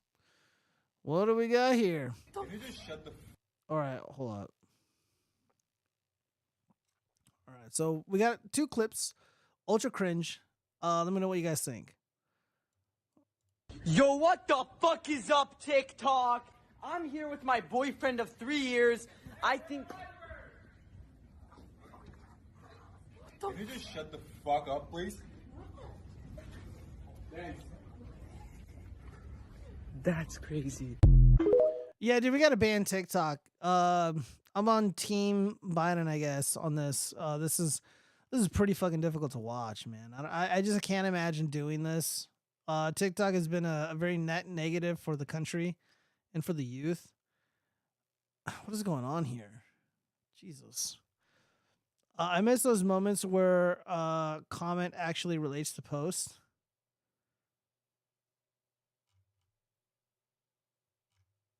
Oh god, unrelated videos can't watch because sometimes there's like, you know, people posting their OnlyFans bullshit. All right, we got more people being very inconsiderate in public. Wait for it. I was doing a TikTok on the stairs as usual until. Oh, I can't play that shitty music. All right, so it looks like I guess a mom, a very young mother and her kid, and they put a phone down on this escalator and they're dancing in front of it. 12.7 million fucking views. Man, I can't stand these people. These people are just horrible people. It has nothing to do with TikTok. It has everything to do with TikTok. TikTok like incentivizes people to do this shit. It like goads them into doing it. There's just something gross and pervasive and subversive about TikTok that like compels people to do this shit. All right, I can't scroll down and read the comments anymore. One, they're just not useful anymore on Twitter. So yeah. Oh boy. All right, well guys, it's that time of the night. We need to come together in the house of God and confess our sins. Yes, that's right. Have you sinned? Have you consumed? Now is the time to let the Lord know that you're ready to make it right. That you're ready to turn it around before I confess my consumed sins. Happy to report, no dropped frames. Everything is very Gucci. And apparently I'm using 0% of the CPU power. Ooh. Well, with that being said, my Lord, I've consumed. My Lord, I have sinned. As those of you who know who were here last week, I had a giant flat screen TV, and I want to be able to game on the couch with my second computer, so I got the Couchmaster number 2. It was $150, and it just sits on my lap, and it's kind of silly, but I was playing with it before I started the stream, and I was just so fucking happy, guys. I felt nothing but joy in my heart. But I've consumed, god damn it. I've consumed, I've sinned. And what I did was wrong. However, I will be doing fun gaming streams, chill streams in the comfort of my living room, like beautiful large living room. And I can do VR stuff again because I have way more space than in this small office that I'm in. And that's really, really dirty. Fucking puppets everywhere and shit. But, my Lord, I have sinned, and I need forgiveness. Everybody in the chat, Rumble, Facebook. Dude, shout out to everybody on Rumble. Shout out to everybody on Facebook. I apologize for neglecting you guys. It's hard to keep up. I need more screens. Now I need to consume screens. What have I done? But everybody else, come forward. Confess your consumed sins, goddammit. MTMG writes, TikTok is just online middle school. Oh god, it's worse than that, dude. It's so much worse than that. So many people in the chat. Confess your sins. Too much money spent on Herb. Oh, King Kek, dude, you gotta kick that habit. You gotta get that monkey off your back. I bought groceries. Look, groceries are allowed. People need to eat. But were there chicken tendies, dino nuggies in there? Did you have Ruffles in the chips? Or Ruffles in the chips, that's redundant. I apologize for that. It's late. Too many. Too many carbs, yeah. Or were there too many carbs? Are you counting calories? You gotta count your calories and count your blessings in this life. I smeared glitter all around my butthole. Hoe cake. I'm gonna need to see evidence of that. Because right now, you're probably lying to me, and lying is a sin. Get on your knees and pray. Taco Bell 20x. What, you got 20x soft shell tacos? King Kek? Is that what I'm reading? Is that what you're suggesting? Taco Bell is fucking disgusting. Number one. Two, you want better tacos? Something a little less ghetto? Go to Del Taco. Amen. Ugh. Taco Bell. Dude, more like taco smell. Not like 20 times per week. What the fuck? All right. King Kek, you're now 20 times more likely to go to hell. You're consuming way too much. You need to slow down. You need to slow your fucking roll. Not cool, King Kek. Not cool. You're making the internationalists richer by consuming that product.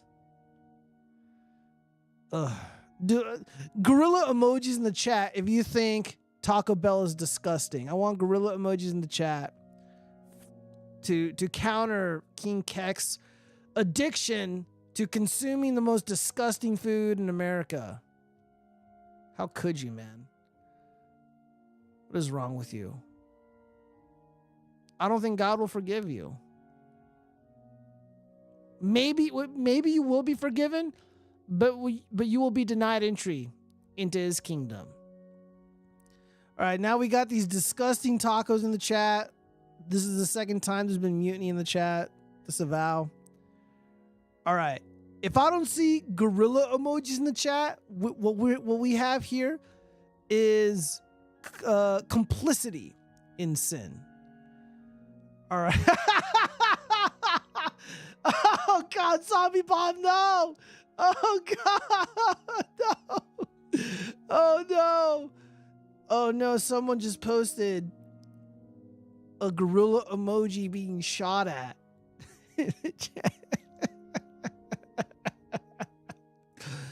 Oh God, disavow. Disavow.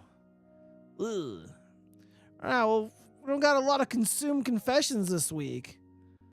I don't know how I feel about that. You guys are very, very quiet on that front. I don't know. I've consumed quite a bit. You know, I went to California Pizza Kitchen today. And it was delicious. I felt pretty good. It felt nice. It's been over a week. It's been way more than that since I went out to eat and enjoyed something delicious, because I'm just trying not to, you know, fucking go out to eat so much, you know, because of the Biden inflation and all that. Harambe not. Yeah, Harambe not. God damn it. Oh, that string of emojis should be disallowed. And now there's a blood drop. No. Oh God.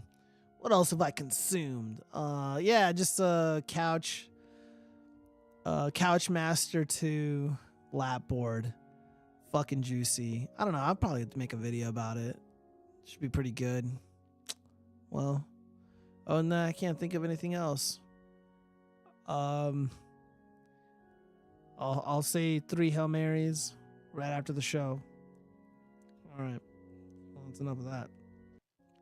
Oh, whoops. All right. Well, let's just go through the bookmarks and make sure I didn't miss anything. Oh yeah, this should have talked about this earlier. Basically, illegal alien talking about squatting in people's homes. Oh yeah, we went through a lot of this. Oh, this is a response from Brendan Herrera. Oh man, I totally forgot these. Yeah, I endorsed him, meaning Trump, before you did. I worked on his campaign all the way back in 2016 and voted for him in every election he's ever been in. You're just proving that you're lying trash that voters know you are. Try again. Yeah, kudos to Brendan Herrera. He's doing it right. His response is good. Oh shit, we're not done yet. We're gonna go over fucking YAIRA. Oh man, I'm so glad I went through the bookmarks. Dude, we're gonna watch and react to the trailer. I'm gonna have to pause it quite a bit because Air July's fucking people like to flag me and come after me because I make fun of his shitty comic book. But yeah, dude, the grift is almost up, man. Ryan Kennel, he's one of the Geeks and Gamers dork, admits the YAIRA actor's accent was trash. Friday Night Type coping about the quality of the live action comic book trailer. Oh boy. What are the panel's thoughts on the live action YAIRA trailer? I mean, I talked about it on Geek. Dude, nobody wants to talk. All right, so for the audio only listeners, we have a panel full of these fucking nerds, these grifters. Christy Meyer's cool. I got no beef with her. But everybody's like afraid. Look how cucked these people look. You can see the cuckery in their eyes. They're so afraid to just say, guys, Air July so bad at this. Air July is no good. Can we just stop pretending? Can we just like for one fucking second just stop pretending that any of the shit that he's doing is good, like good quality, art? All right, so Ryan Kettle speaking. Oh, where's my cursor? Geeks and Gamers. I thought the accent was a strange choice. I didn't like the choice. It actually like distracted me from a lot of what was going on. And for what it is, for a promo for a comic book, it's not like they're doing a show or a movie or anything. It's literally just to promote the comic. That was interesting. I certainly wasn't expecting it. Yeah. Dude, there was nothing interesting about it, and we're going to fucking roast the shit out of it in a minute. I wasn't expecting that either. But the accent threw me off. Well, if people were like thinking they're going to get like top tier Hollywood entertainment out of a live action comic trailer, they've done those before. Dude, nobody believes, literally nobody, like not a single human being believes that you're going to get top tier Hollywood-esque entertainment from anything Eric July does. Nerdrotic, get Eric July's hairy nutsack out of your fucking mouth, you degenerate cuck who sold drugs to kids. They've done those before, and it's right up there. I mean, I like the animated stuff better. I'll just say that. But you got to try. Eric, again, Eric is something that's starting something from the ground floor. Yeah. So he's not somebody 100%. from the industry who's coming in here who started Indiegogo on second or third base. He started in the ground floor. And I don't believe that. To try to equate that criticism to our criticism of Disney, that's fucking ridiculous. Yeah. So like to me, the trailers, not to sell you on a movie or a show like that. It's literally just to get you hyped about the comic book. That's the purpose. But yeah, I felt. I mean, the actress hot, but like the accent. Her costume is awesome. I wasn't expecting really it to be good. Russian. I love. Bro, I've seen better costumes at Party City. Neurotic selling drugs is more honest than his current job. You know what, Friedrich Marx? You're right. At least it was honest. He's destroying members of his community. He's poisoning the youth with illegal narcotics, but it was honest. There was honesty there. There was truth in his actions. There was integrity in his crimes. Now, not so much.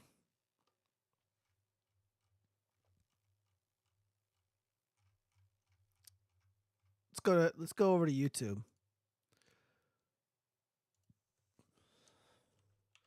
We're gonna look up the YAIRA trailer. Oh God, look at this piece of shit.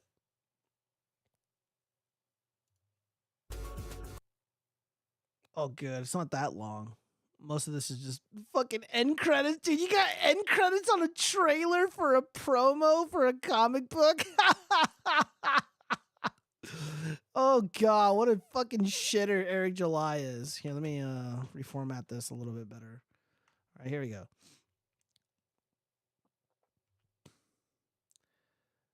Dude, how are you going to have? Dude, Eric July has like what, like 500,000 subscribers on YouTube. What's with these views, man?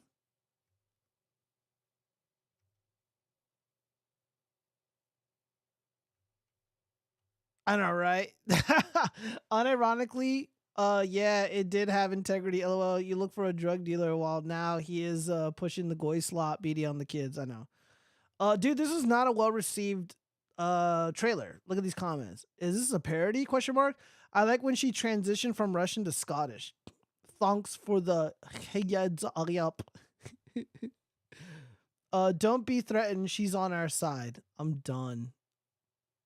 This was rejected by the CW, right? Quite literally one of the worst things I've ever seen. I do not think anyone involved in this has 1 ounce of talent. They might, but then again, they are social justice warriors, so probably not. Yeah, nobody gives a shit about this. I'm more willing to lean towards none of the people involved, except for Eric July, give a shit about this. Because Eric July is a moron who doesn't save his money. He just spends it on this stupid passion project. And they're just like, yeah, well, Eric July's an idiot. And we're all just going to lie on his behalf. I love it when the main character said, sweet dreams, chilled. And everyone chilled. Eric saw how shitty the CWDC shows were and said, hold my beer. Yeah, hold my Bud Light.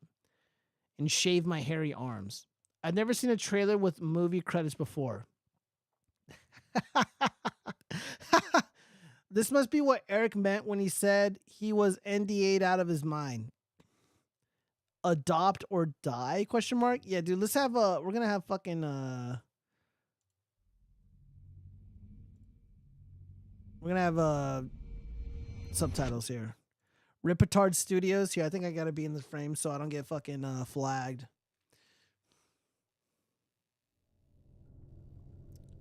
All right, so we got 2 crosses here. This probably symbolizes the vomit incest sisters. And then we got a blood moon. I don't know what that means.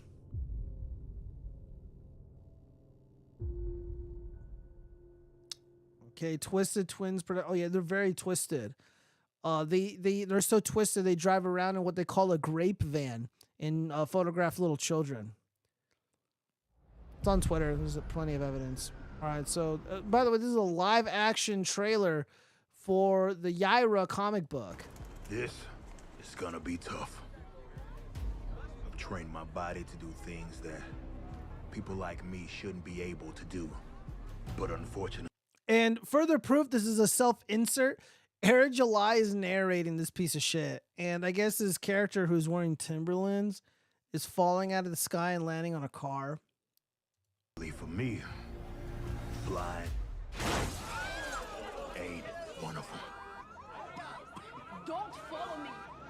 Yeah, look how bad his fucking mushmouth is. Flying aid one of them. And then YAIRA says, don't follow me. So presumably YAIRA throws this guy down on the car. Very funny. Biologist and archaeologist who we feel is going to be an undeniable asset here at Projexus. Why? Won't you please join me in welcoming her to our team? Dr. Sally Rodell. Yeah, so this guy is supposed to be like an Elon Musk. I don't know why. Hot take, the only moral part of the sisters is the incest part, because as twins, that's masturbation. Now that's saying something about their character. I don't know, bro. I don't know. All right, so this is YAIRA. This is the actual YAIRA character. Adopt or die. What does that mean? Adopt or die? Okay. So I guess this is Andrew Branca just like running through this scene here. Secure the area until Alpha can arrive. What the fuck? Die. Secure the area until Alpha can arrive. Oh, this is awful. All right, so what are they securing the area from? Who knows? Why are people running and every direction. Who knows? This is This awful. law of the earth. Verily few things have the ability to survive the test of time. Though we may not be around to see them to their fullest fruition, what we struggle to create now will be the triumphant echoes from the past. Guys, I'm like feeling fucking embarrassed just listening to this.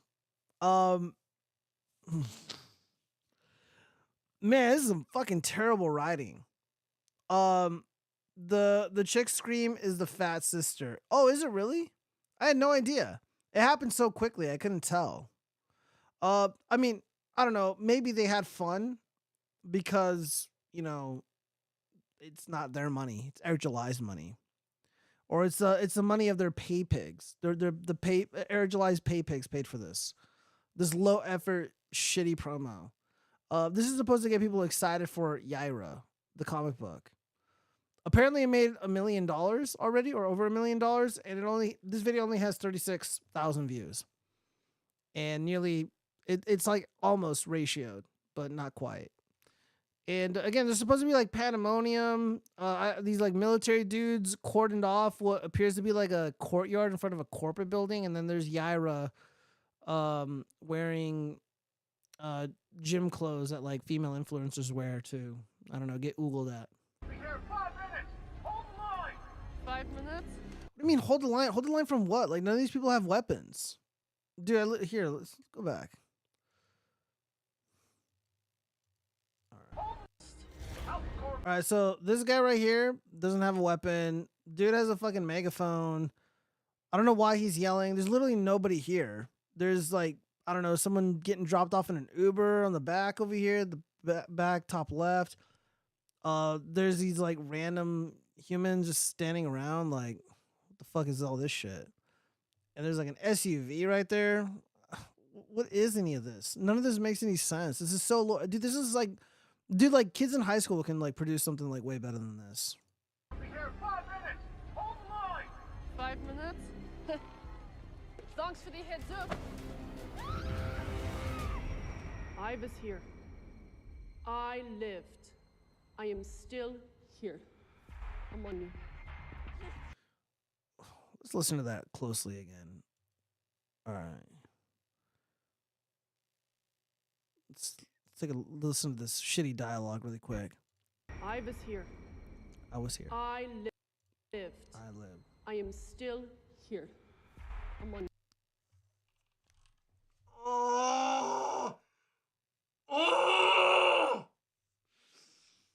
Oh my god, I fucking hate Air July.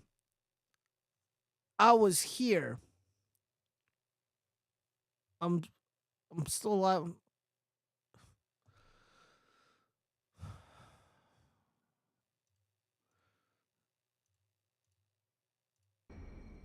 I lived. I am. I was here. I was here. I lived. I lived. I am still here. I am still on you. here.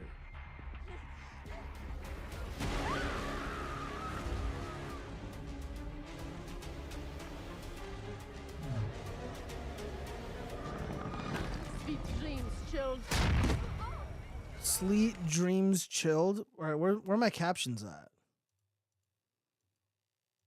All right, so we got like this like Latinx superhero, I guess. She just puked like plasma or like a laser beam into the sky. Again, what was she doing that required these military dudes to stand around and do nothing? The fuck is on her face? She's like Mike Tyson wannabe.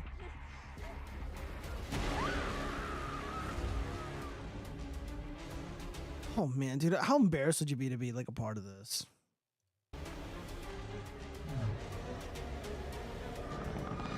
Sweet dreams, chilled. Sweet dreams chilled.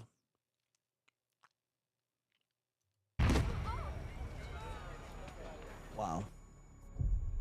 It is that struggle that is the affliction of creation. It is that struggle that is affliction of creation.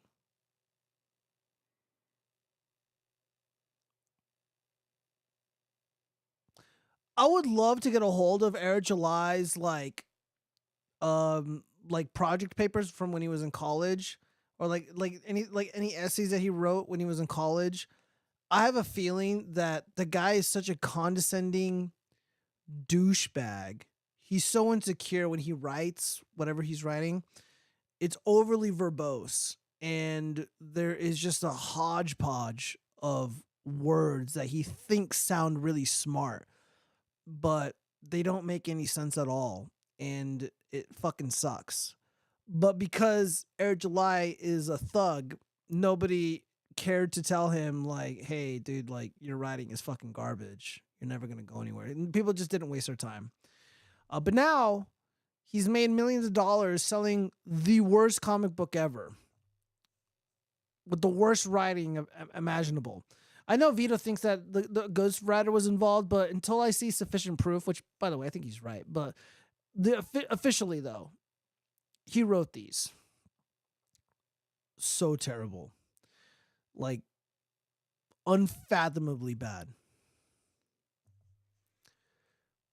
Anyone says the blonde chick is hot is into Transformers. Check out that chick's jawline. I don't know, dude. I don't. Dunks. So chilled equal child. Yeah, I assume that's probably what it was. Women need to learn to English better. Eric wrote his college papers based off the word of the day calendars. Probably true. This woman is not. I think I read this correctly, or I heard this correctly. She is not European, or she's not Icelandic. She's not Scottish. She's not Norwegian, or anything. She's American, or she's Canadian. She has a regular English speaking accent, a regular Americanized accent. She fucking acted to sound like this. She's acting. And it's bad. The absolute first non-Urkel black guy who went into comics and tried to make it was always going to succeed. He did nothing impressive in any sense. No, he didn't.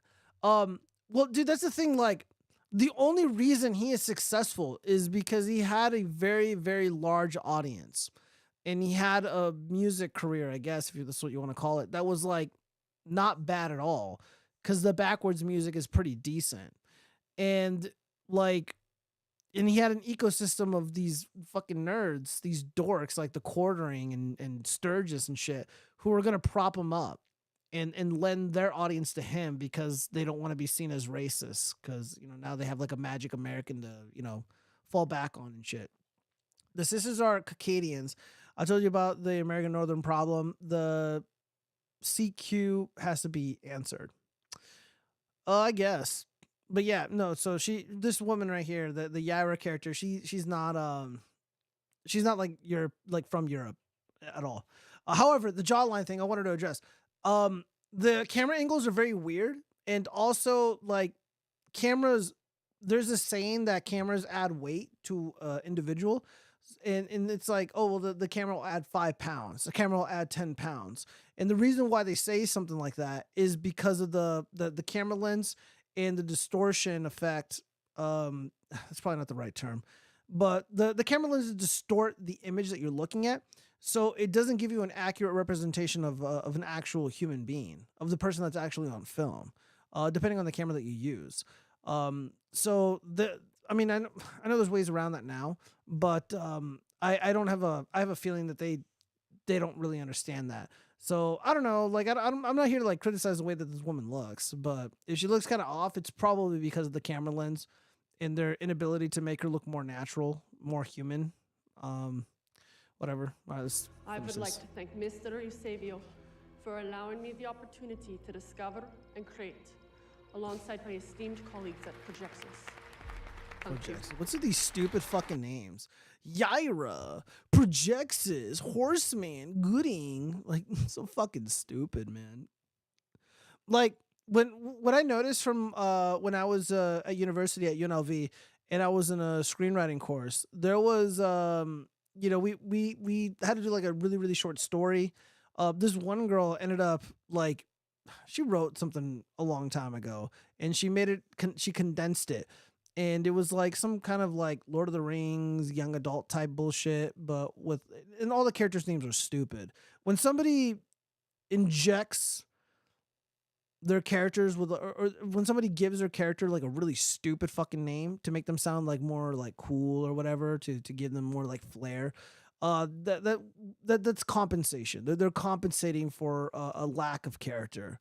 The lack of character development, lack of anything interesting existing there.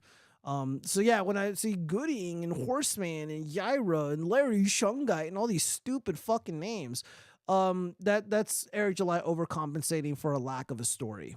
That's what's happening there. Gavin McGinnis, Stephen Crowder, Lauren Southern, Ryan Long, the Incest Sisters, Viva Fry are just a few to name. Weird how they are right-wing culture warriors. All are not American. Well, Stephen Crowder lives in America. He is American, and Gavin McGinnis does too. I mean, Canadians and Americans aren't that different, but and I don't really know anything about Ryan Long, and I mean, so what? So what if they're from Canada? What does that mean? What are you trying to get at, Friedrich Marx? Anyways, let's finish this trailer. Oh God, I gotta fucking take a shit, dude. I gotta take a fat shit. Now it's all coming out, guys. It's coming down, running down my leg. All right, so this is the Elon Musk character. It's a bit archaic, isn't it? She's well studied, Jerry. But if you want to question her, What does that mean? Why is archaeology archaic? Archaeologist? It's a bit archaic, isn't it? She's well studied, Jerry. But if you want to question her credentials, be my guest. That's not what I was saying. It's just an unusual area of expertise to pair with biology. Well, Dr. Rodell from my... It actually isn't. Eric July wouldn't know that because he probably failed science class at the university. Oh, yeah, Isa makes for a great laxative. Yeah, apparently, guys. Holy shit. Understanding is an unusual woman. Don't be threatened, Jerry. She's on our side. Congratulations. Congratulations. Photo? All right, so she does appear to be a very tall woman. I don't know, maybe she's wearing those DeSantis heels. All right, so the little magic American woman here, apparently that's supposed to be Jasmine. I think that's Isom's Avery Knox's sister. I could be wrong.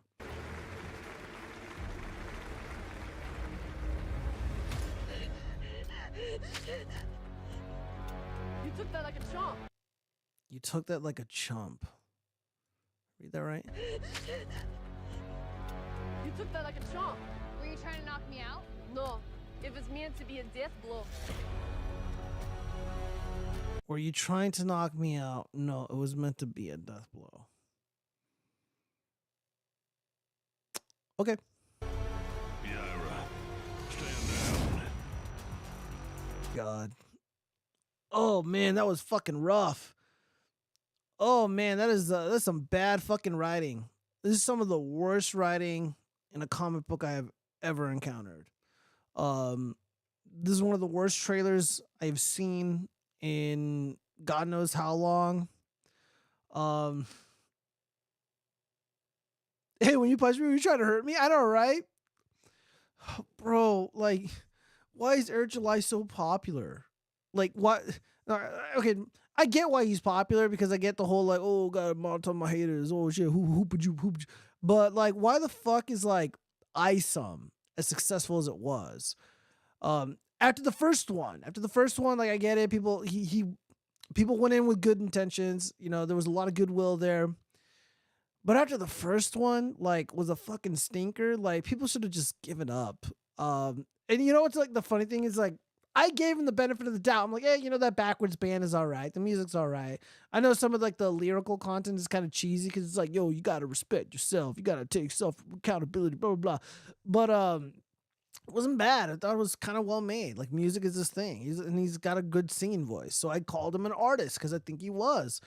But now, like, I'm just so mad, and especially, like, him going after the channel. I'm just like, you know, fuck Eric July. Fuck his shit. Like, I don't give a fuck what he does. Like, it's all garbage.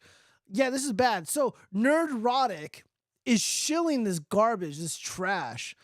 And it's like, there was this funny comment on YouTube, and they're like, Nerdrotic is still selling drugs.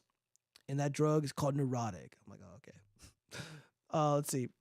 I found a butt plug emoji. That is disgusting. Zombie bomb.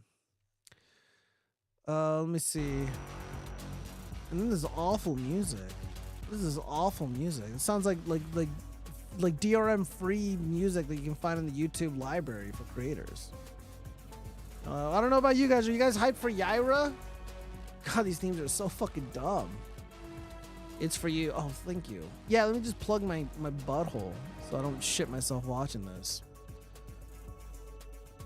Bro, what is these credits, bro? What do you got these credits here? This is awful. It's like witnessing 9/11. This is so bad. He's like, yo, dude, these are all the biggest suck ups. All the Eric July simps. There's a list of them. We can make fun of them now. Oh man, this is so bad. All right. Let's see. Winter is here. No, Venter is not here. Venter isn't even a fucking word. First off, winter is here is what you probably meant to say, with your garbage accent, and that's not even true. This dropped. Let's see. When did this drop? 8 days ago. Guys, it's spring. We're in March. We're in the middle of March. Winter has came and went. Eric July, you fucking piece of shit. God, everything about this sucks. So, Gio, what was the plot of that trailer? Dude, I don't fucking know. Dude, we all watched this. Oh, shit. We all watched this together. And if I were to guess what we were seeing here. All right, so this is what happened. YAIRA is an ancient human being. And she's an expert in archaeology and biology. And the Elon Musk guy was like, hey, isn't she cool? And she works for this shitty corporation called Projexus, or Projexus, whatever. Stupid another stupid name. And apparently she's also incredibly tough and can fly. But Isom can't. It was very important for Air July, who's a self-insert of Isom, to suggest that Isom Avery Knox can't fly.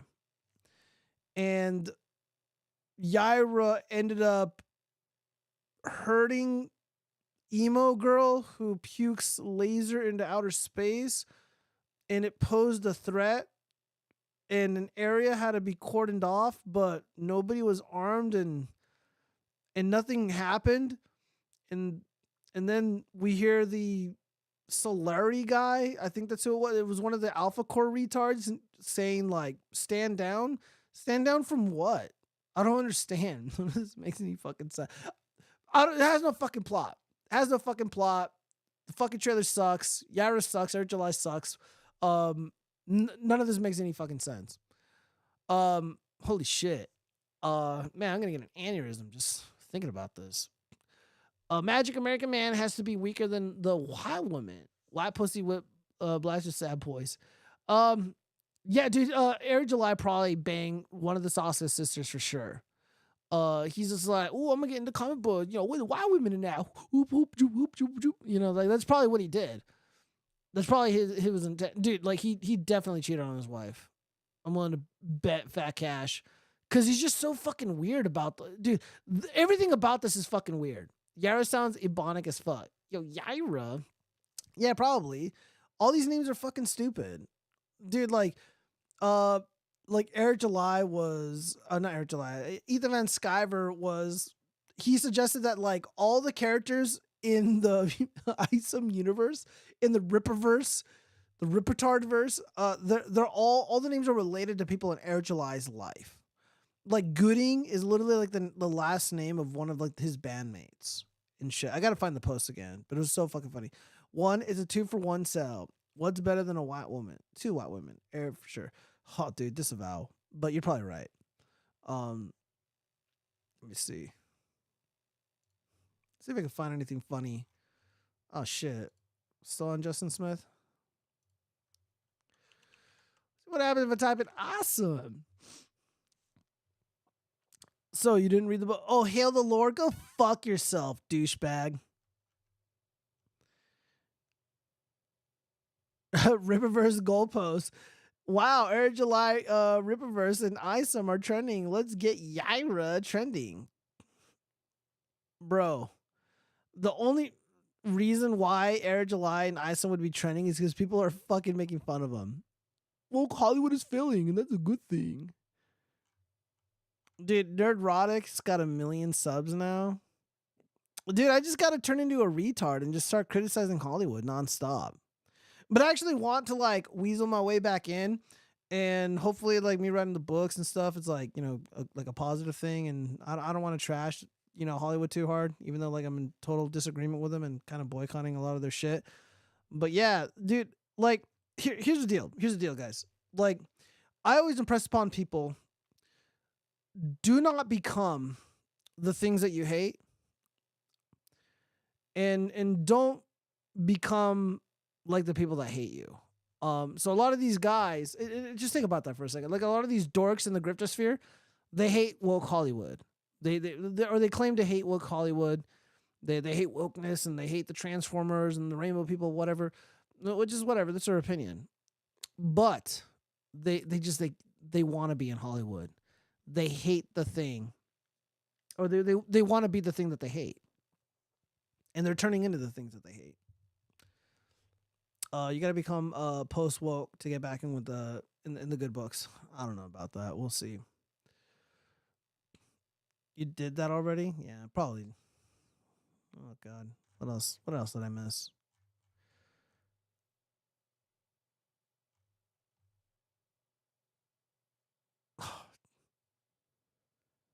He's selling the same book 4 different times with different covers. Dude, people are buying this fucking garbage. People are buying this garbage. And then they try to sell it on eBay, and it won't even sell for $1. People know this is fucking trash. Other people's harmless fun, enjoyment, and happiness should not invoke hatred or bitterness. Get that out of your heart. That's enough happiness. There's enough happiness to go around. You can't put the genie back in the bottle on this one. People were poking fun at the foibles of ISOM. Then the gatekeep this audience believers decided to go on a holy crusade and create a Barbra Streisand effect. Yeah, absolutely. Yeah, dude, ISOM fucking sucks, dude. Other people's harmless fun. Dude, Eric July is a bigot, and him and his ilk say the most hateful shit about rainbow people. They're not doing anything to anybody.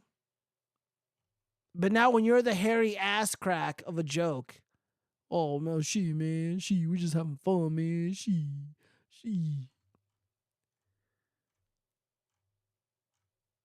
Ugh, disgusting. Oh yeah, they're now this fucking bitch, Blood Ruth. I think that's the character's name, Blood Ruth. Which is also the last name of one of his bandmates, Ruth. They're the Saska sisters are doing this book. Telling you, man, he's fucking one of them. Oh yeah, YAIRA cosplay. Today is all about YAIRA. What are you excited for the So this is autistic boobs. Yeah, let me see if she's gonna be posting anything good. Dude, this is a charming YAIRA. This is an adorable, happy YAIRA. She promised to post the YAIRA porn. Riley's gonna fuck her.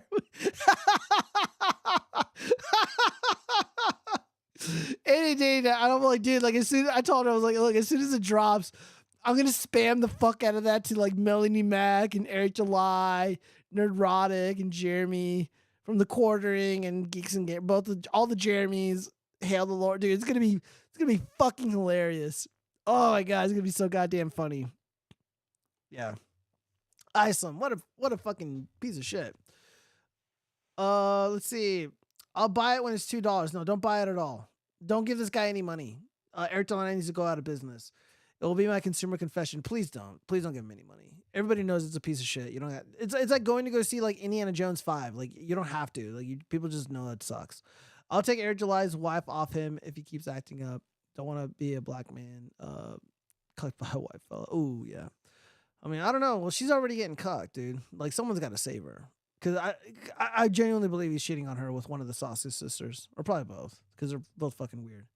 All right. Well, yeah. Guys, that is the show. We're 3 hours in. I need to go take a fat dump. Everybody, thank you for joining me. It was a fun show. Chilled out. A lot of good news, political-wise. And, yeah, man. We'll see. I got some fun stuff planned out. I gotta take a break, though. I'm fucking tired. Peace. Where is the stop button? All right.